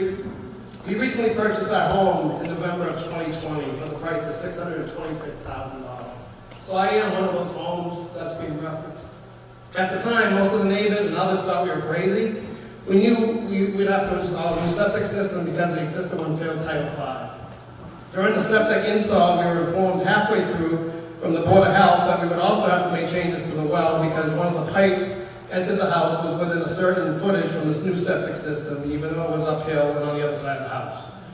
After completing these two projects and roughly $50,000 later, we were now in the position to apply for a mortgage, and in doing so, got a bank-ordered appraisal on the property in July of 2021, another year in question. From what I was told, the appraiser had a hard time coming up with the value that they came up with of $646,000, with using comps from 6 similar area homes. Now I opened my tax bill the other day to see that the town has assessed us an astounding $957,400, a difference of $311,400 from the bank-ordered appraisal. Now the answer to all this from town officials, assessors, and state reps is to file an abatement and pay the current tax bill. Well, I, like most, don't have thousands of extra dollars laying around to just make up the difference. I work a 40 to 50-hour-a-week job. My wife recently took a different job to provide a little bit of more cushion to the already high waterfront taxes that we already have. Now I feel, and probably most of the people in this room and watching online, that coming up with fair assessments on our properties is an individual case-by-case scenario, and we deserve more than someone hitting a button that applies a 135% increase across the board to all waterfront properties. Where most other properties in town saw little increase, stayed flat, or in some cases went down hundreds, if not thousands of dollars. In our specific case, our property is dissected by a public road that runs through a good portion of it, and also 2 right-of-ways that we have to legally provide access for our neighbors to access their properties, which in essence reduces our land by roughly half to 3/4 of an acre. The town looks to be taxing us on the whole 1.72 acres, which looks like they rounded up to 2 acres. I've been to several meetings recently concerning all these issues, and I've asked the question, has anyone seen an assessor physically come out to walk their properties for assessments, and the answer has been an overwhelming no. So how do we come up with these absurd values during pandemic times without even visits to the property? I feel let down. We feel taken advantage of during a pandemic. My pockets feel violated, and more importantly, my family feels discriminated against because of where we chose to live.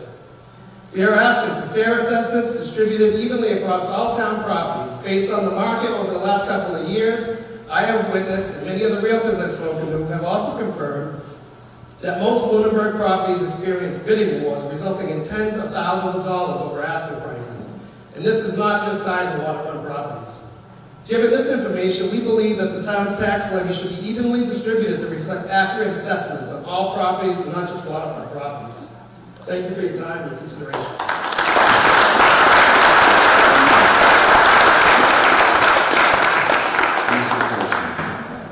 Sure, I'm just going to be quick. I just want to invite people. We are going to have, we being a group of people between Hickory Hills landowners and Lake Shirley got together, and we will have an abatement form open house, if you will.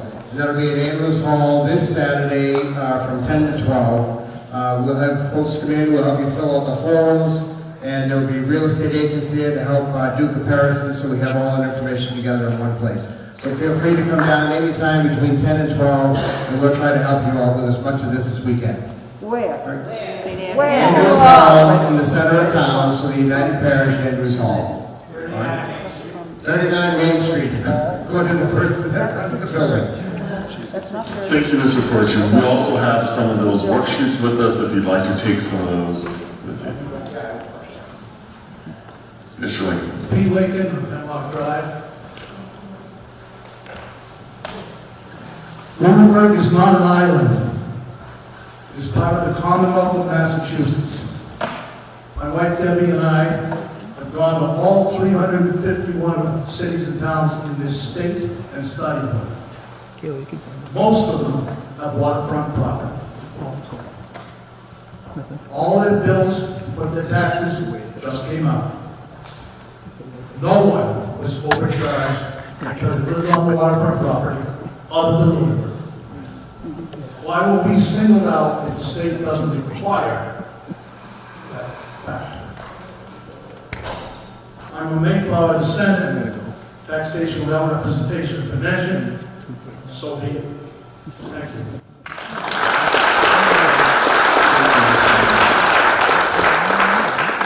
Steve Bean, 27 Fire, 15. Thanks. My comment is piggyback on his.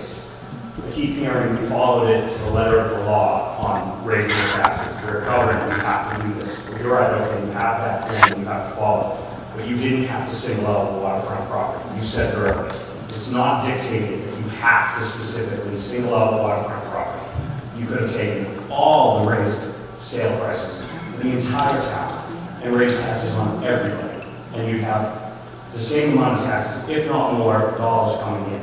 You singled out waterfront property solely for that one purpose. Give everybody else a discount and waterfront property went up. That's your solution. Why did this happen? We gotta figure it out. We have to do this big investigation. That's what happened. The formula was followed. Is the formula flawed? All the other towns in the entire state don't have this issue. The one common denominator, waterfront property was singled out, and it did not have to be. So that's it.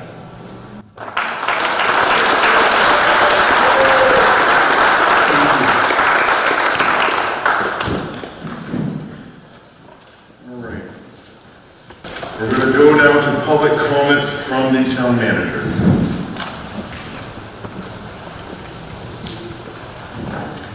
I want to thank everyone tonight for coming and sitting through this question and answer period presentation by our principal assessor. I also want to thank Public Access and IT for all the work they did to put this meeting together quickly. And also anyone who notified me about issues with audio visual, so I can notify the appropriate people to fix those. I want to thank the principal assessor. Like Vice Chairman Alonso stated, this was not an easy night for him. Come back to work today too, and thank him for answering all the questions tonight.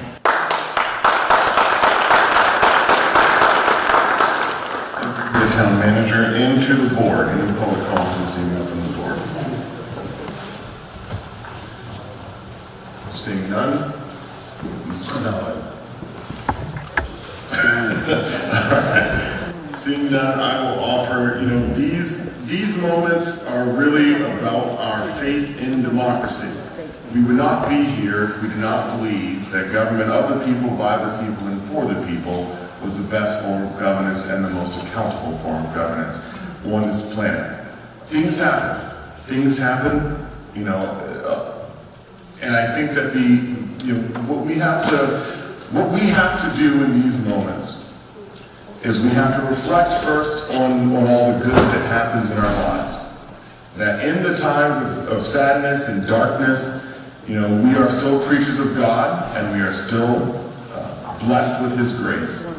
So I would encourage all of you in these moments to reflect on as difficult as it may be, to reflect on the reasons why you're here. You're here because you are a member of a community that you love and that you want to remain in. You're here because you're concerned about your ability to, you know, your loved ones, your own ability to remain in this community. You're here because of those personal relationships you have with your friends, you have with your neighbors, and that you have with, again, those in your life. So that faith that we have in our system of democracy is extremely important, because without it we have chaos and disorder. So tonight, as challenging as it was a good night for us in the town of Lunenburg to be able to come together, to get these issues heard, and to figure out how we're going to move forward from here.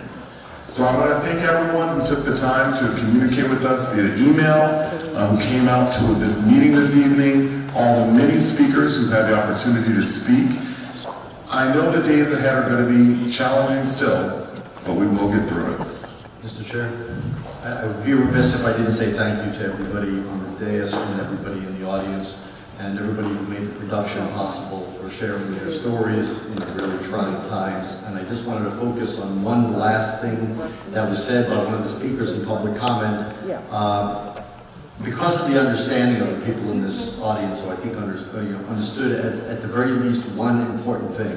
It's not that a mistake was made, it's really, we're judged by how we fix it, and I think that is a really important element. So that's where we are right now, to try to fix something that we all have agreed is not right.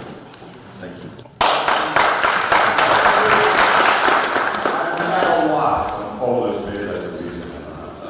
What's the final line on payment of tax? Do we have to pay that full amount on that land? Sir, unfortunately, we have finished the public comment period, but afterwards, we will certainly pull you aside and speak with you as well. Are there any additional comments from the board this evening? Is there a motion to adjourn? So moved. Second. Any additional discussion? Those who are in favor of the motion, please say aye. Aye. Those opposed, no. The motion passes. The time is now 10:44, and we are